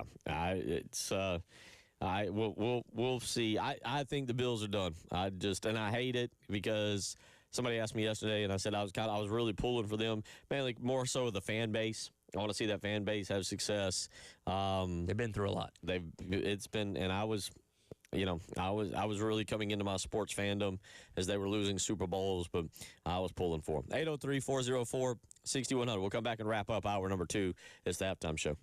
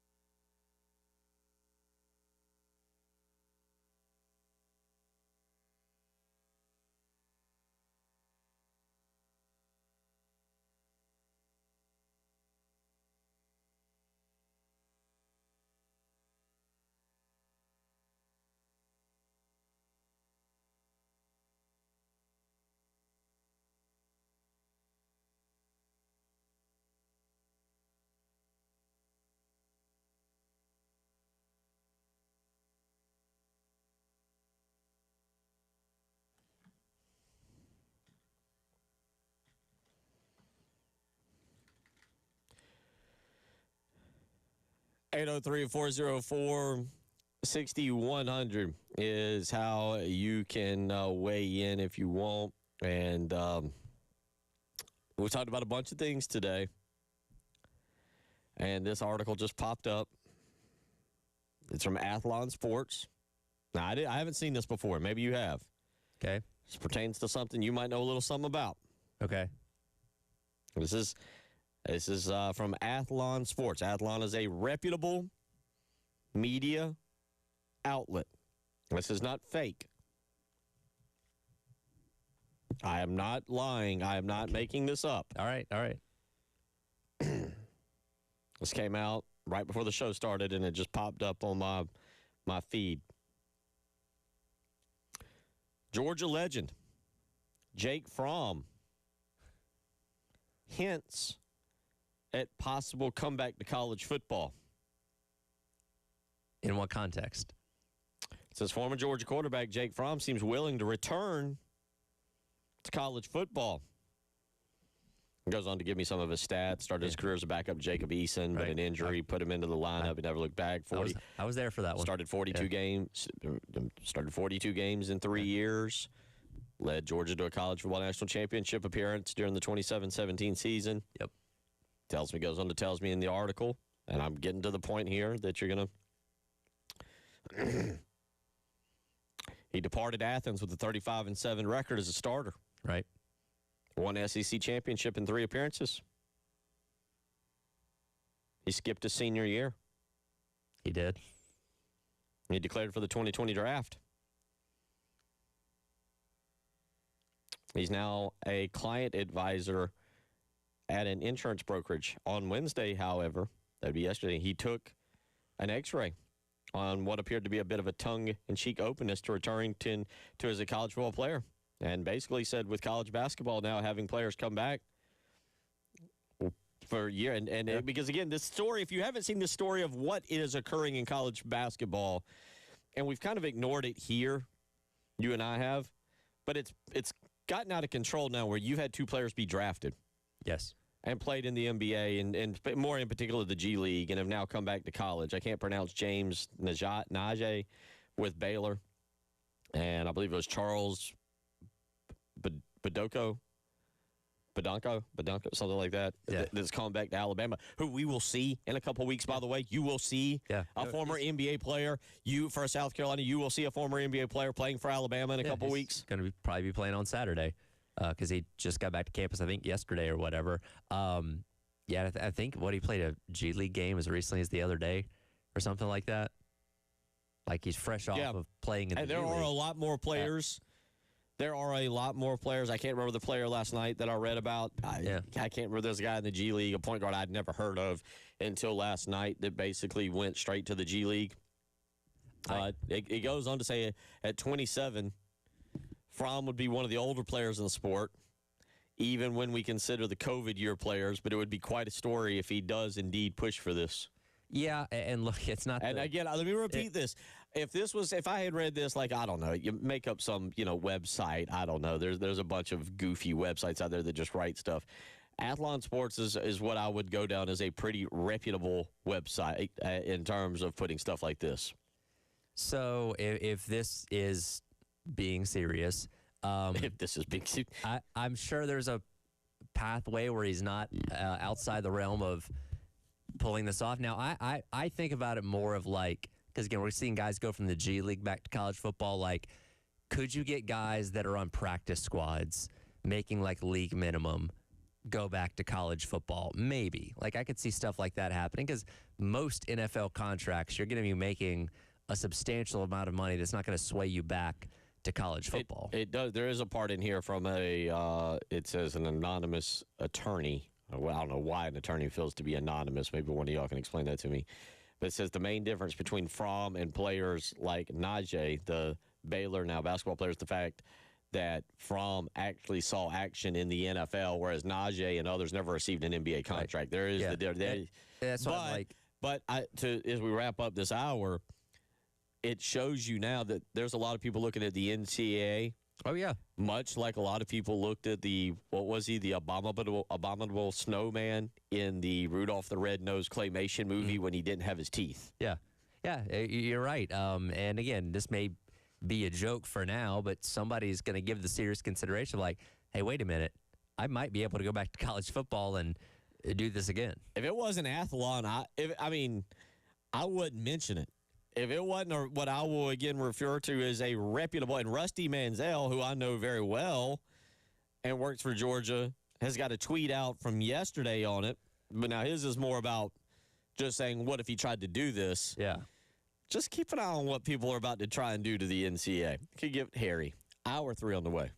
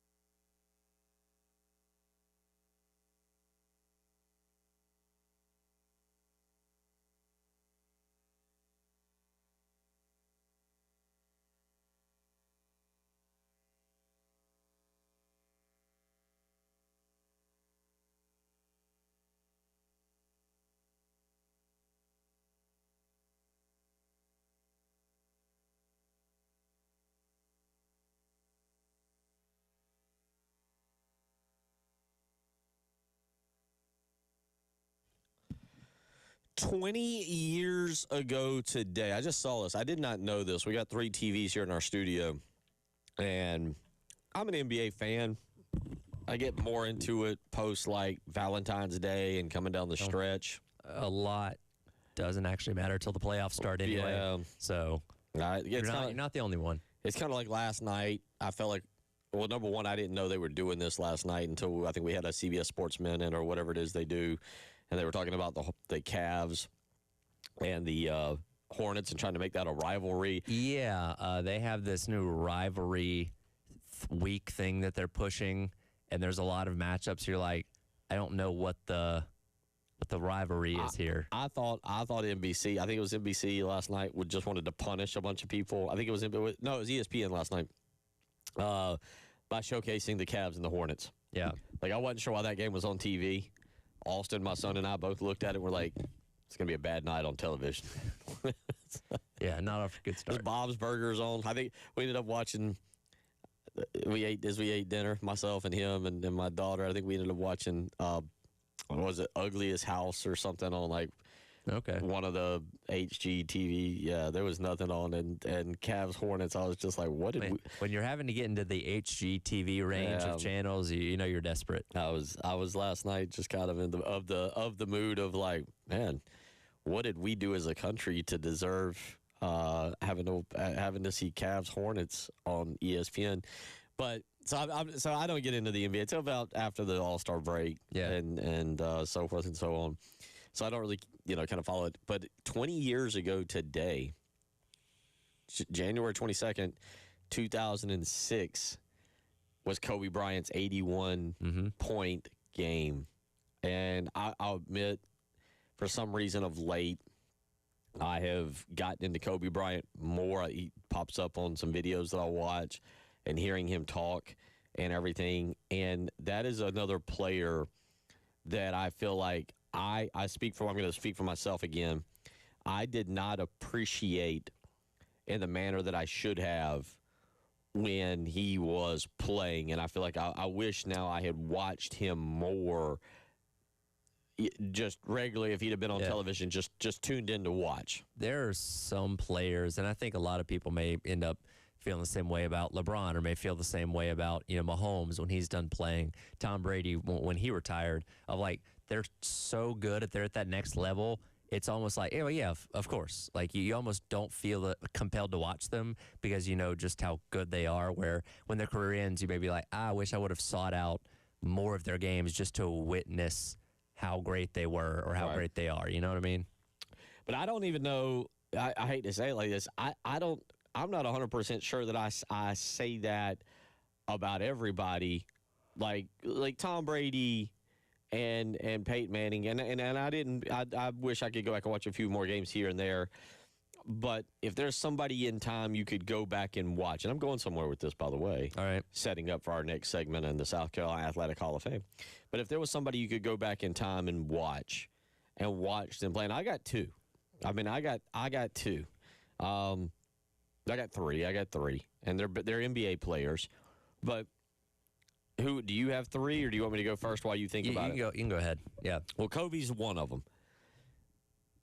Jordan is just because I was younger, and I say this like, yeah, sure, I'd love to go back and see maybe a Wilt in his prime, or some of the guards, the 60s and the 70s, and then things of that. Yeah, I get it, but like Jordan, I understood because it was in the 90s. Sure. But I don't feel like I understood it in the manner that I wish I understood it now rewatching stuff. Okay, I think that's fair. I'll kind of give a group here because they all played around the same time. It would be Herschel Walker, George Rogers, and why is his name escaping me? Is that another running back? Yeah. Dorsett? No. Barry Sanders? Yeah. No, Barry not Barry Sanders. I feel so stupid. Why can't I think of his name? Who do you play for? Bo Jackson. Bo Jackson. Yeah, Bo Jackson, yeah.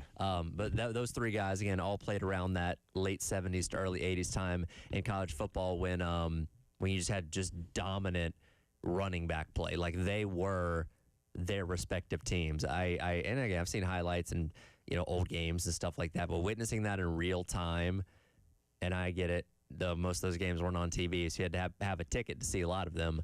I'd be very compelled to watch like that group. And there are other guys, obviously, but those are kind of like the three stars of that late 70s, early 80s era of college football. Watching those guys run would have been fun. All right, now I'm with you, and that's I kind of again I bring that up and kind of say that my third, by the way, because I'm becoming more and more, I think as I get older and pay attention to things, I really wish I could go back and rewatch Shaq. Okay. Because of his physical, because of what he was, like the physical size and dominance. Sure. Of what he was. There's players, I'm with you. Bo Jackson's another one is a great one I didn't think of because I don't understand his great. Like, I saw it. Yeah. And I actually kind of remember the play watching on television for the Raiders, the play he got hurt on. Yeah. I actually remember that. But I say all that because, again, looking up and seeing that Kobe Bryant 81-point game, and I was not a Kobe fan. Yeah. That's the other thing. I wasn't a Kobe fan. I've never been a Lakers fan. And so I was like, oh, that guy. But now as I've gotten older, I kind of don't feel like I appreciated Kobe and just watched him play in the manner that I should have. Well, and you mentioned your son not having memories of like the Spurrier years or whatever. Like, if you're trying to explain to him like how dominant Cam Newton was in 2010, right? You can show him highlights, Right. you can show him clip, you can sit down and watch an entire game maybe on YouTube. But like, experience it as the season's happening and going week by week by week as kind of that legend grows. That is a different level that you appreciate when you're there witnessing it, that looking back at it retroactively, you don't get the same kind of vibe from. Well, I'll say this about Cam Newton. The Cam Newton thing that's always going to drive me crazy is, and I think people forget this, is it took like everything in his power to beat Kentucky on a Thursday night. Yeah. Up in Lexington a few weeks prior. I think it was the week before they beat Clemson, or maybe it was either the week after or the week before they beat Clemson. I don't remember which one it was, but I remember watching Cam Newton being like, hey, okay, all right, yeah. I don't see it. And then they beat Clemson, and then he beat South Carolina. When he beat South Carolina, you're like, yeah, this guy just runs. He's just a freak runner of the football. And then it wasn't until I think the LSU game when he's got that magical highlight where he takes off for about 50 yards and just runs right through the LSU defense. And just like I think it was three guys have an angle on him. And he just pulls away. He just accelerates through them.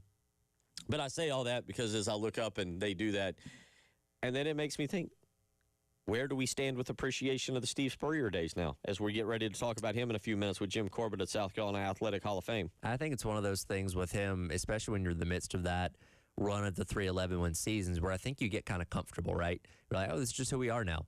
We're a team that's going to win 10, 11 games a year. We're going to compete for the SEC East every single year. You don't really think of oh, this could end abruptly after this year, because nobody foresaw 2014 being what it was, certainly not 2015 either, coming off the heels of 3 straight 11-win seasons. You just kind of get comfortable in the fact of, oh, this is just who we are now. This is what we're going to do. When it's over, you're like, oh, man, I wish I would have appreciated that a little bit more because I didn't know how special and how short that was going to be. Right. And again, that's to your point. I go back now, and we'll talk a little bit about this, and we'll talk about the other inductees into the South Carolina Athletic Hall of Fame.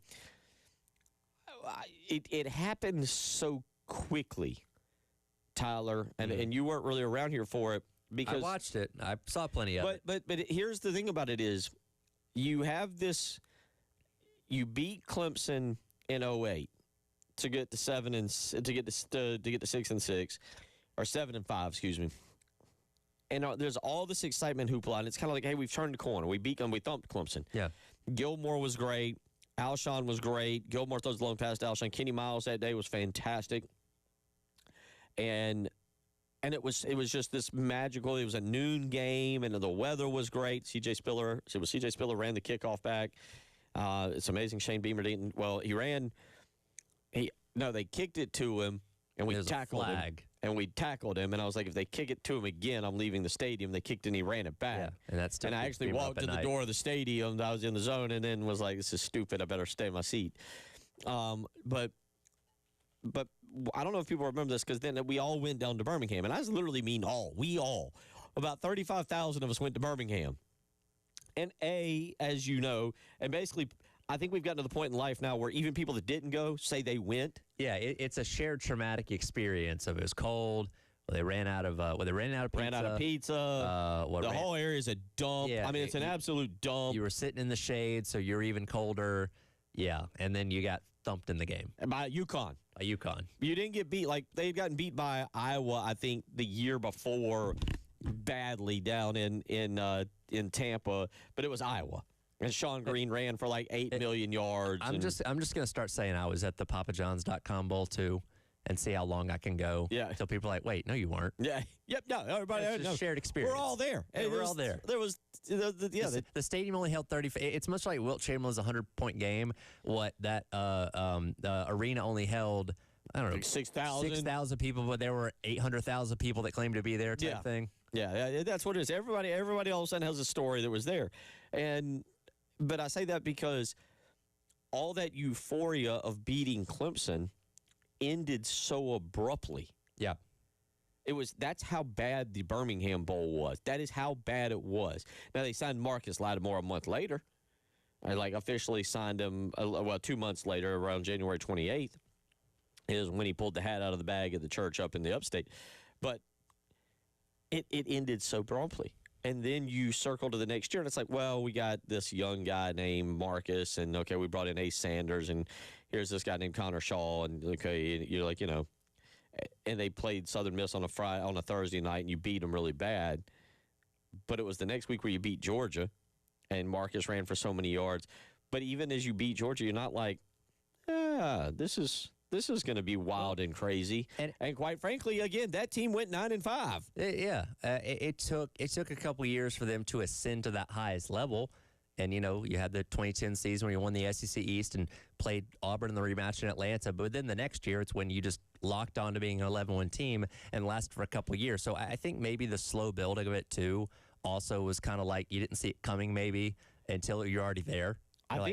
Here, look at this. This is cool. I really think everybody, by the time we got to year 4 the third year of the 11-win seasons, I think is when everybody was like, oh, okay. And then the bottom fell out so quickly against Texas A&M. Yeah.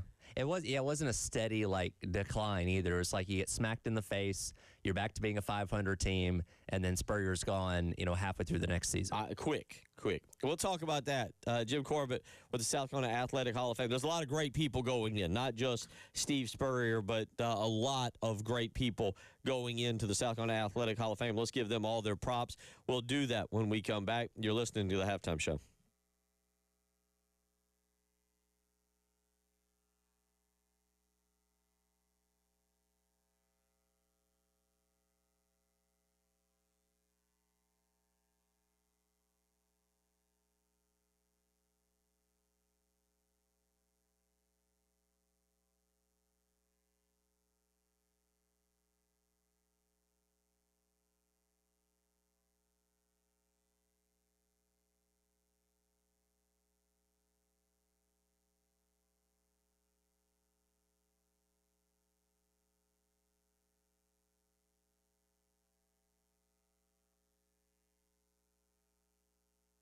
Bill Gunner for Mid-State Roofing, where for nearly 30 years, Mid-State Roofing has been the leader in the roofing and waterproofing industry. You heard that right. 30 years of being the leader, and that's because of their customer service. Whether you're here in Columbia, Charleston or Greenville, Florence or Aiken, Mid-State Roofing is ready to help you, and they're doing it 24 hours a day, 7 days a week. You heard that correct. 24 hours a day, 7 days a week. Mid-State Roofing is ready to help you with a maintenance contract. Part of the reason is just like we're about to learn, leaks don't tell time. They can occur at any point, and you need to have someone who's there to help you, even if it's at midnight or 3 in the morning. So don't wait another day. Call Mid-State Roofing and go ahead and get a maintenance contract lined up. 803-356-1919. Again, that's 803-356-1919. If you've got a leak, let Mid-State Roofing take a peek.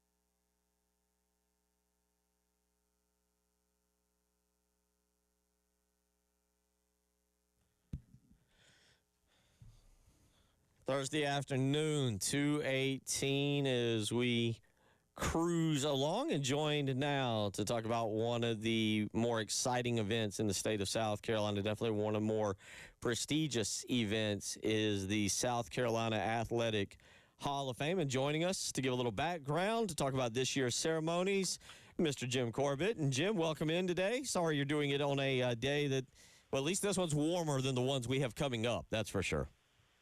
No problem at all. This is radio. We're all inside.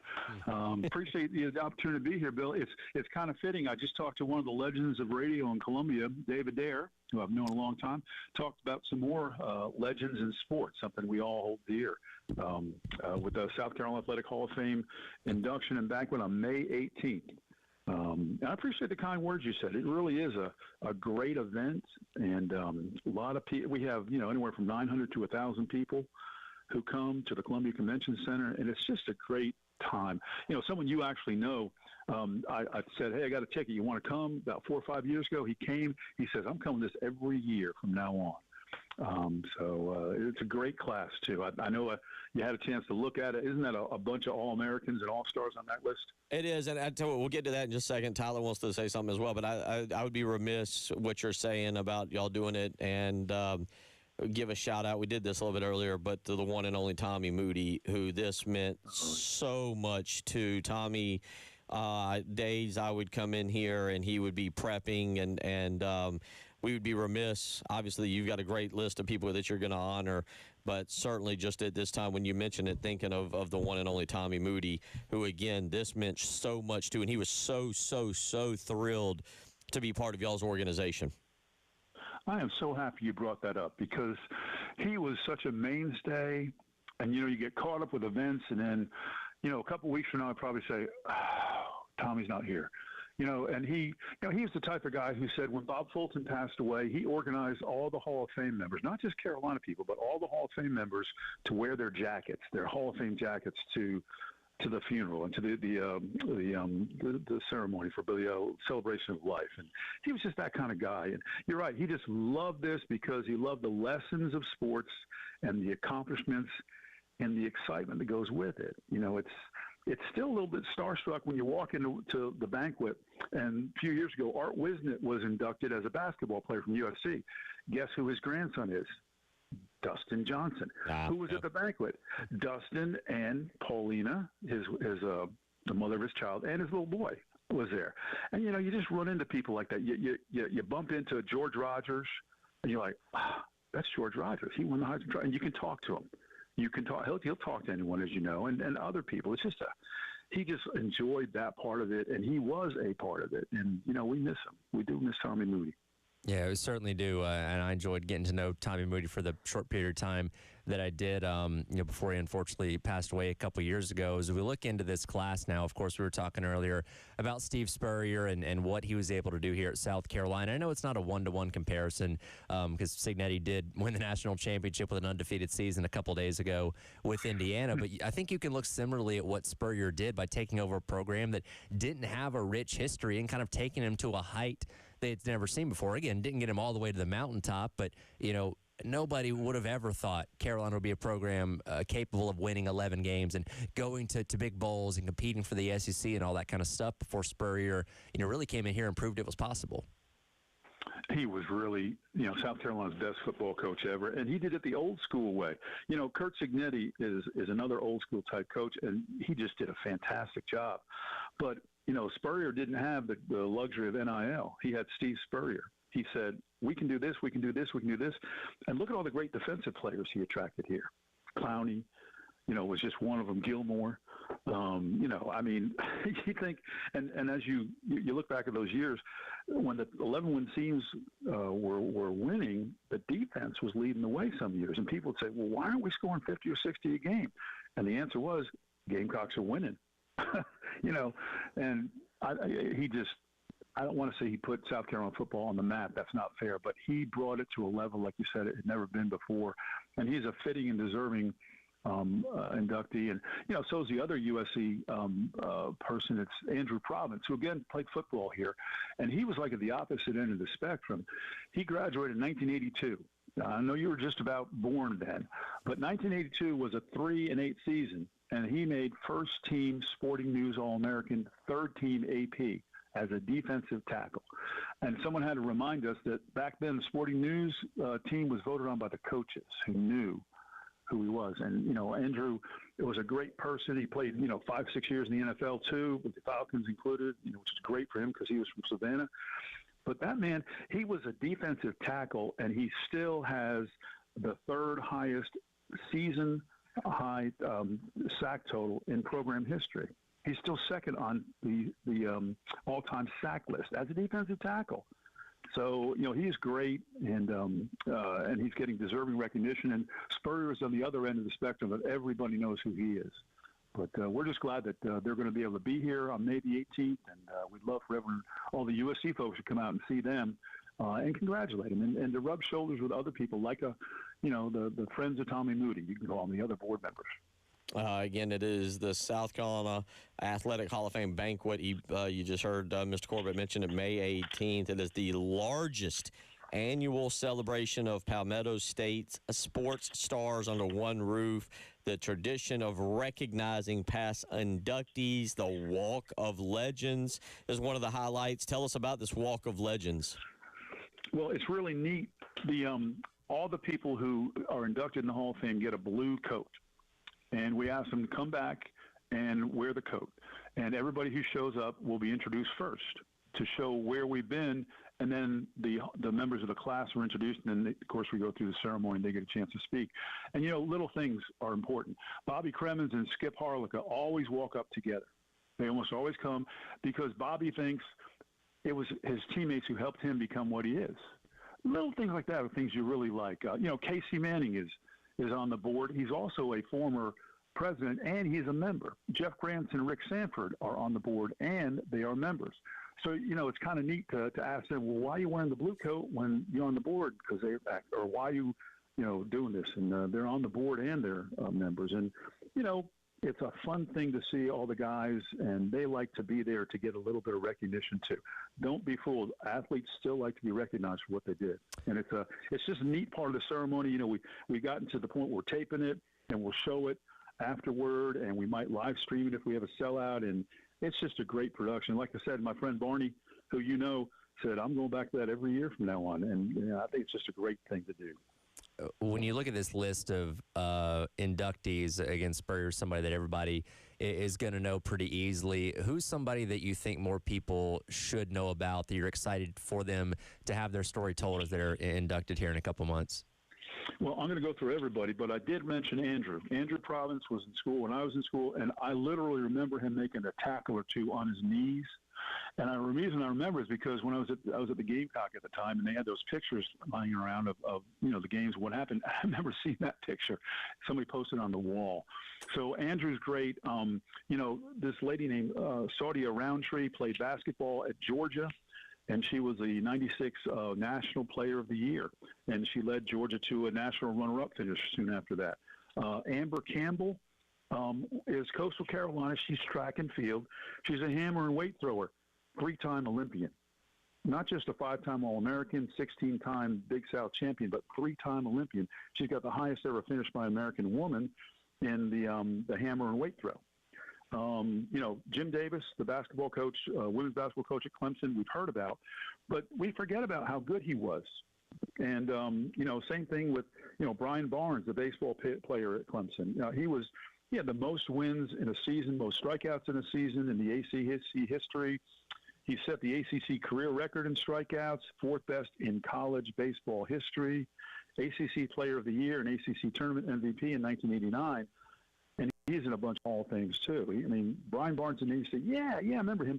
He's finally getting his recognition, along with Tim Beret, who was not an athlete, but he and Bob Bradley really helped put Clemson on the map, I think, after that national championship in 1981.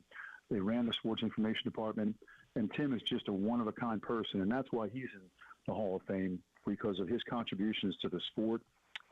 We got a high school coach named Bob Jenkins, who coached Rick Sanford and a bunch of other people at Northwestern High School in Rock Hill. He was a great person. A lot of these people are great people. If you go and you strike up a conversation with the people before the event or afterward, you'll find out they've got a foundation. They've got this or they've got that they're doing to help other people. And Bob Jenkins did that while he was a high school track and cross-country coach at Northwestern. He won 7 state championships, 4 in track, 3 in cross-country, 30 conference titles. His record, they still keep it's a team against team thing, and he had 1,021 wins and 185 losses. National Coach of the Year for 3 different in '76, and then 3 different Hall of Fames in track. We got Armani Edwards. Remember the big house in Michigan losing to Appalachian State? Oh, yeah. That was Armani Edwards was the guy who was the quarterback. And I had to be reminded by this. He's a 4-time first-team All-American at App State from Greenwood, played there, great career there. He was the first ever 2-time Walter Payton Award winner, and he led Appalachian State to those 2 national titles. And he played in the pros, and he played in Canada, and he won a Grey Cup. So he's somebody that, we got to remember. Oh, yeah, I remember what he did. What did he do? And then Dwayne Harper of South Carolina State. Some people are saying he's the best to ever come out of South Carolina State, which is pretty darn good. He was first-team All-MEAC in '86, a long time ago. And he was also Associated Press D1 AA All-American. Well, that's great. Drafted in the 11th round in 1988. How many 11th round picks played 12 seasons? Jim, we appreciate it. We are out of time. I got to hit a hard break here at the 30, but I'll tell more people about it, and I appreciate you joining us this afternoon to talk about this. Appreciate it very much, and so does Tommy Moody up in heaven. Take care. Take care. Jim Corbett, South Carolina Athletic Hall of Fame. We'll be right back.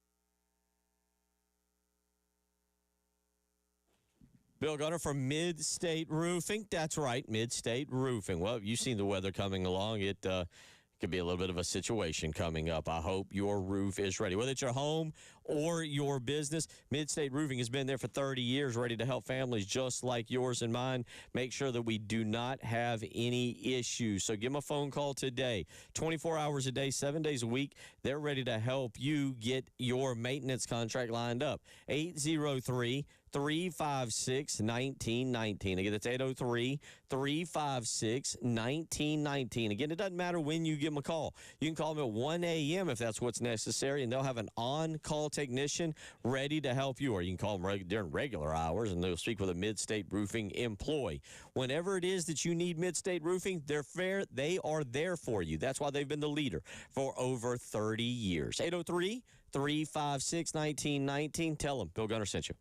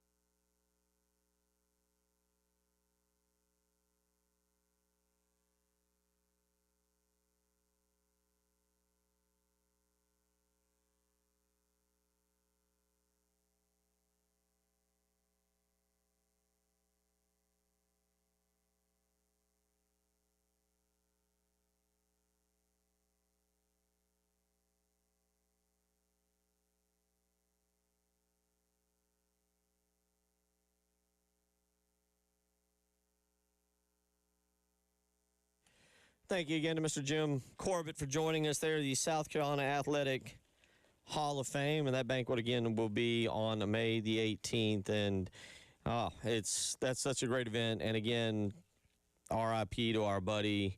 Shout out to our buddy Tommy Moody, who, again, Tyler, that event meant so much, too. And you heard Mr. Corbett there talking about the pride that all those people have. And the pride in walking in, the Legends Walk. Oh, yeah. And just a really cool thing for our state, and so many great people that are a part of it. Yeah, it's great that, people like Jim and stuff are obviously doing so much great work. And yeah, Tommy, that's what I was appreciated about Tommy. And again, I only got to know him for roughly about a year before he passed away. But he was so much about preserving the history and introducing it to another generation. And, he had a show here weekly, I think it was 6 o'clock on Wednesdays, where he'd dive into a specific piece of South Carolina lore history. And you can just tell how much he enjoyed talking about it and wanting to make sure that, today's generation, like your son and stuff like that, kind of knew about these legends that came before in their respective sports. And yeah, the Hall of Fame were right up his alley. Yeah, I look forward to talking more and more about that. And again, that'll be May 18th, and we'll continue to tell you about that because, again, I know it meant a lot to Tommy Moody, but it means a lot to the people being inducted as well. Congratulations to all of them. 803-404-6100, how you can weigh in. We've talked a lot about the transfer portal today and kind of the news, again, as it pertains to different players. On the South Carolina front, it's Desmond Umezulu. Now, we don't know the dollar figure that South Carolina is pursuing. Chris and West, I'm assuming I don't expect them to release that, and they shouldn't need to. It's not right. Quite frankly, none of our business. But it is going to be interesting to see, because here's what's fun about that: whom pays it? Right. The natural assumption is Umezulu, even though he should have gotten plenty of money. Yeah. Isn't walking around with six figures in his pocket that I would assume. I'm assuming this isn't a payment plan that you can just do installments on. Probably not. And I do think it's interesting, even if we don't know the specific amount, we do know it is six figures. So that means it is 100,000 and up in terms of what the possibility of this could be. And, you look at a guy like Desu, who played a bigger role this past year, but he wasn't edge rusher number 2. That was Brian Thomas Right. Jr. It gives you an idea of even what, like, the third or fourth edge rusher on an SEC team is making. Again, we don't have the specific amounts, but that's commanding at least six figures worth of money. And I imagine it's not dead on $100,000, probably well north of that. But it gives you more insight into what the market is for a position like that, even if you're not the star player at that spot. No, but again, I think from our standpoint, South Carolina fans, you kind of want to say, well, it's irrelevant, just do whatever it is you got to do. But I think this gives us an idea now moving forward because here's part of it. Let's just circle all the way or go all the way to next year post-Clemson game or even before Clemson game. Gosh, give me a sophomore. Do we have a sophomore that we're all thinking of already? Jaden Sellers. You maybe before the Clemson game, you're trying to go ahead and get him signed to a contract that locks him in, because now if you are able to really if you're able to enforce the Umezulu contract with the buyout, if they now put up this graphic, all of a sudden this graphic that they're putting up, signed, commit, whatever they put, but it says signed, I think. Yeah. You're like, oh, all right, buddy. You want to leave, you leave, but now you're going to owe us something. Well, and look, we know these things are in the works well in advance of the season ending. I go back to 2024 once we figured out a couple games in, like, hey, this Dylan Stewart dude, he's a dude, man. Like, you're going to have a tough time hanging on to him. Like, the wheels were in motion of figuring that out for 2025 and beyond very quickly, and you have to do that for those guys that, expect to be significant contributors. But yeah, this is going to be interesting to see, and maybe we never know, right? Well, we just know that Carolina gets their money recouped, whether that be from Desu or Alabama. I lean towards Alabama, figuring something out there. Yeah. But again, in the shoes that they're in, you're now paying the money for a player to leave a school and then still having to pay him whatever you were going to pay him to play for you. So you're essentially paying. You assume. You don't know they might say, like, hey, this has got to come out of your pocket. We're going to figure that out. If they do cover that, though, then they're essentially paying for an extra player that they're not getting, because you're paying the salary of what Carolina would have given him for him to come play for you and then pay him whatever you're going to pay him. So it's essentially paying double for one guy. Yeah. Essentially. Listen, that's another thing about this, whether it's Darian Mensah or Desmond Zulu or whomever, does this put if you can get that guy signed, a small stop to tampering? Now, I got to be honest with you. There's a caveat to that. And I'm going to use South Carolina as the example. You might now start seeing, and what you're seeing, I mean, let me take you something on an example of I guess where I was going with this. Supposedly, the Mensah contract was a 2-year contract. Right. Which we're seeing a lot more of. Was a 2-year, and again, because that means it wasn't like when he announced his return to Duke. He announced his return to Duke back in December 19th. Right. But it was a return to Duke to not go to the NFL. Right. And so I say that because, the rumors last year was on Lenora Sellers was that he had a 1-year deal from South Carolina, but Auburn was offering him a 2-year deal that he would have had to complete to get the full $8 million, which was broke up over 2 years of four per year. Because we thought, based on what we saw in 24, hey, Sellers going to have a great year and he's going to go off and be a first-round pick. Even up until him announcing his return, we were still like, hey, he could still go to the NFL, still got some high prospects there. But, yeah, I think particularly with quarterbacks, you're seeing a lot more of these multi-year deals to try and lock these guys in. And, again, when Duke signs that and Mensah says, hey, guess what, I'm coming back, you're like, great, we got our quarterback situation figured out. And then he tries to leave, and you're like, hey, wait a minute. No, you signed on the dotted line. Here's what you agreed to. If you're going to go, we're going to get something for it. Yeah, and the text always and it says it should be that if a player signs a contract, he cannot sign another contract till the following year. Well, that's on the school. And I'll say, it looks like, or sounds like, I should say, when you listen to the DeMond Williams situation in Washington, when you listen to the situation here with Zulu, when we see what's happening at Duke. Look, Syracuse was going to let Michael Smith. Well, they did let him out of his contract. They did. He went to Mississippi. Everybody thought he was coming back to South Carolina. He went to Mississippi. But I say all that, and Clemson, I don't know what they're paying Luke. I forget his last name. But the bottom line on this is, like, when you start to implement the schools, put bite into legal contracts, that's taking it out of the NCAA's hands. That's putting it into the attorney's hands. And I've never met an attorney, I've never met one, that doesn't know how to read legal jargon and somehow find a way around something. Well, it all goes into enforceability because for somebody like Mensah, I'm sure the claim is based on how he played at Duke this year.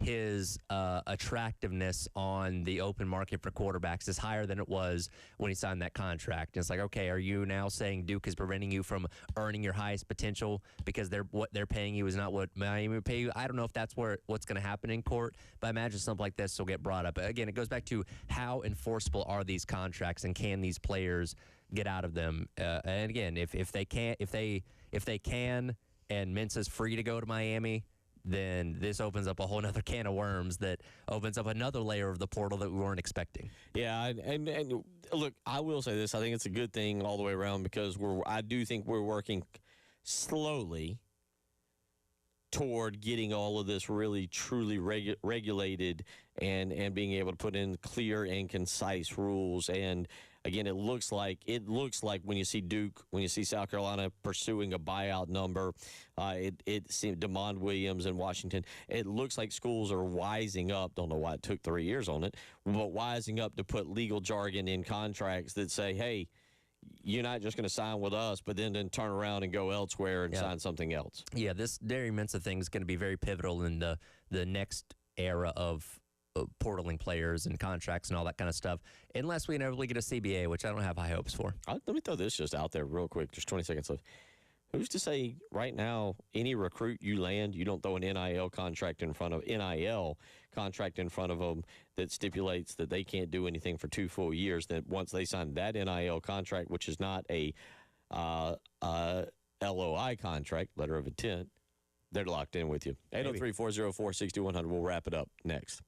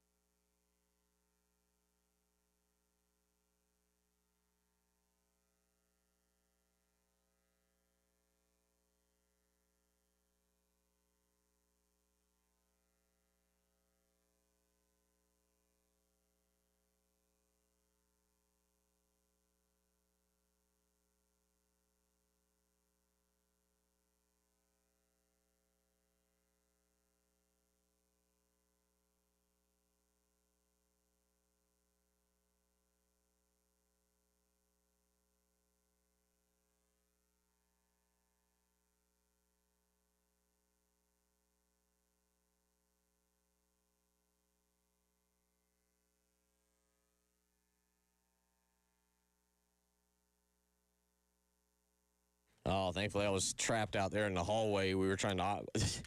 How many radio show hosts does it take to turn a television? Well, around here, we can tell you now it's more than 3.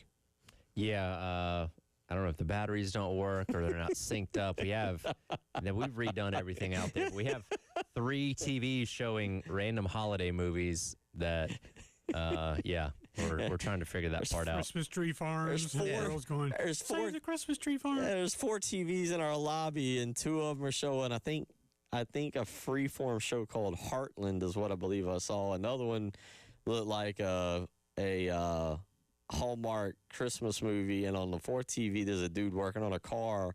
So the 3 geniuses you get to listen to from 12 to 3 every day that comprise the halftime show have one remote, and that one remote did not help any television. So, and I say all that because, Tyler, if I'd have made it back in the studio in time, and it's coming because you put it on there and I love it, I would have been singing Brooks and Dunn. That's right. I said that yesterday. Biggest shock of yesterday was that J.C. Sherbert is not really a Brooks and Dunn fan, because I got to admit, when Neon Moon comes on, Neon Moon to me is a top 3. Doesn't matter where you're at, just sing along song. Okay. And I'm not saying it's a top 3 song of all time. Like we've all got that movie. Mine is the Day After Tomorrow. I don't even know all the actors in it, but the Day After Tomorrow, where it's basically the new Ice Age, like the y'all know what I'm talking about, like right, yeah. All of those catastrophic movies. New York goes underwater or something happens, but anyway, it's like one you just stop and you just watch, and it's an okay movie. Neon Moon's a great song, but I feel like it's one of the top 3 that comes on and you just sing along with. Yeah, that's fair. Now you got me wondering who the actor is in the Day After Tomorrow. Is it the old version of Day After Tomorrow? No. The 2004. We've played. Oh, Jake Gyllenhaal's in it. I never really did the math on that. Dennis Quaid is who I was going for, though. But isn't there an older version of that movie too? Wasn't that a remake? I don't think so. Maybe I'm thinking of something else. Either way, teach their own. Yeah. Well, good news. Possibly one day next week, y'all will get me singing Neon Moon when we come back. Just to. So it's tomorrow. It could be tomorrow. I'll be in a good mood. Tomorrow we'll have Brian Edwards lined up and get ready for the NFL. Sunday, how much luster, and we'll get into this more tomorrow, and I said this earlier because it feels like Bo Nix was just there. Right. Like, yeah.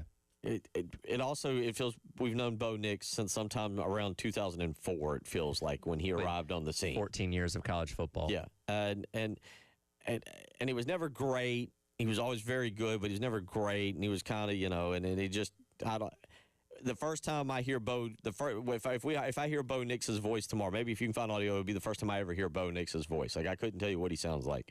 Okay. If he sounded like something off of the Muppets, I'd be like, oh, I did not know that. Sure. But with that being said, he's not playing. How much does that game lose a little luster when you now put Jarrett Stidham in there, just because you lose a starting quarterback in an AFC championship game? I think a lot. And look, does it? Oh, yeah, you win a lot. I think a lot, because I think you're going to look at this as an offense that is not going to be able to live up to its full potential. Again, the Broncos defense still gives them ample opportunity to win this game. I think it's going to be a low-scoring slobber knocker anyway, but my belief, because Bo Nix has put together some good late game drives this season to help the Broncos win. I've seen that out of him. Jarrett Stidham hasn't thrown a pass in the NFL in 2 years. I can't watch this thing. Okay, well, yeah, maybe Jarrett Stidham can put the team on his back and lead him down for a comeback. I think the thrill of what could happen in the game is diminished a little bit by having Plan B at quarterback play. Now, he could go out there and be phenomenal. I could be wrong about that, but I just don't have enough of Jarrett Stidham in the NFL to think it's a compelling enough quarterback matchup, because that's what we look at first, right? It's the quarterback matchup, and Drake May and Bo Nix is not the best quarterback matchup in the world, but it's a solid one nonetheless, and Jarrett Stidham kind of brings that down a lot. Now, I haven't looked at the weather report. By the way, New England in that game, a 4.5-point favorite there at Mile High. I have not looked at the weather report for Seattle to see if it's rainy or foggy or whatever it is. That one's really wild, though, because, see, you just went to the quarterback matchup. Yep. Sam Darnold and Matthew Stafford. We'll talk about this tomorrow. who that game means more to, because Matt Stafford can really put himself on a different level of quarterback by getting to the Super Bowl and then by winning another one. And Sam Darnold, it feels like, has a lot on the line to prove that he's not this massive, still number 2 overall bust. Yeah, and for both quarterbacks, we never know if they're going to be in this position ever again. Right. So this might be, it could be Matthew Stafford's last game. maybe. Almost every game I mean, look, he's up there. He's up there. All right, we'll do it all again tomorrow, but the difference is tomorrow will be Friday, and I'll sing Neon Moon for you. Plan accordingly. Have a good day.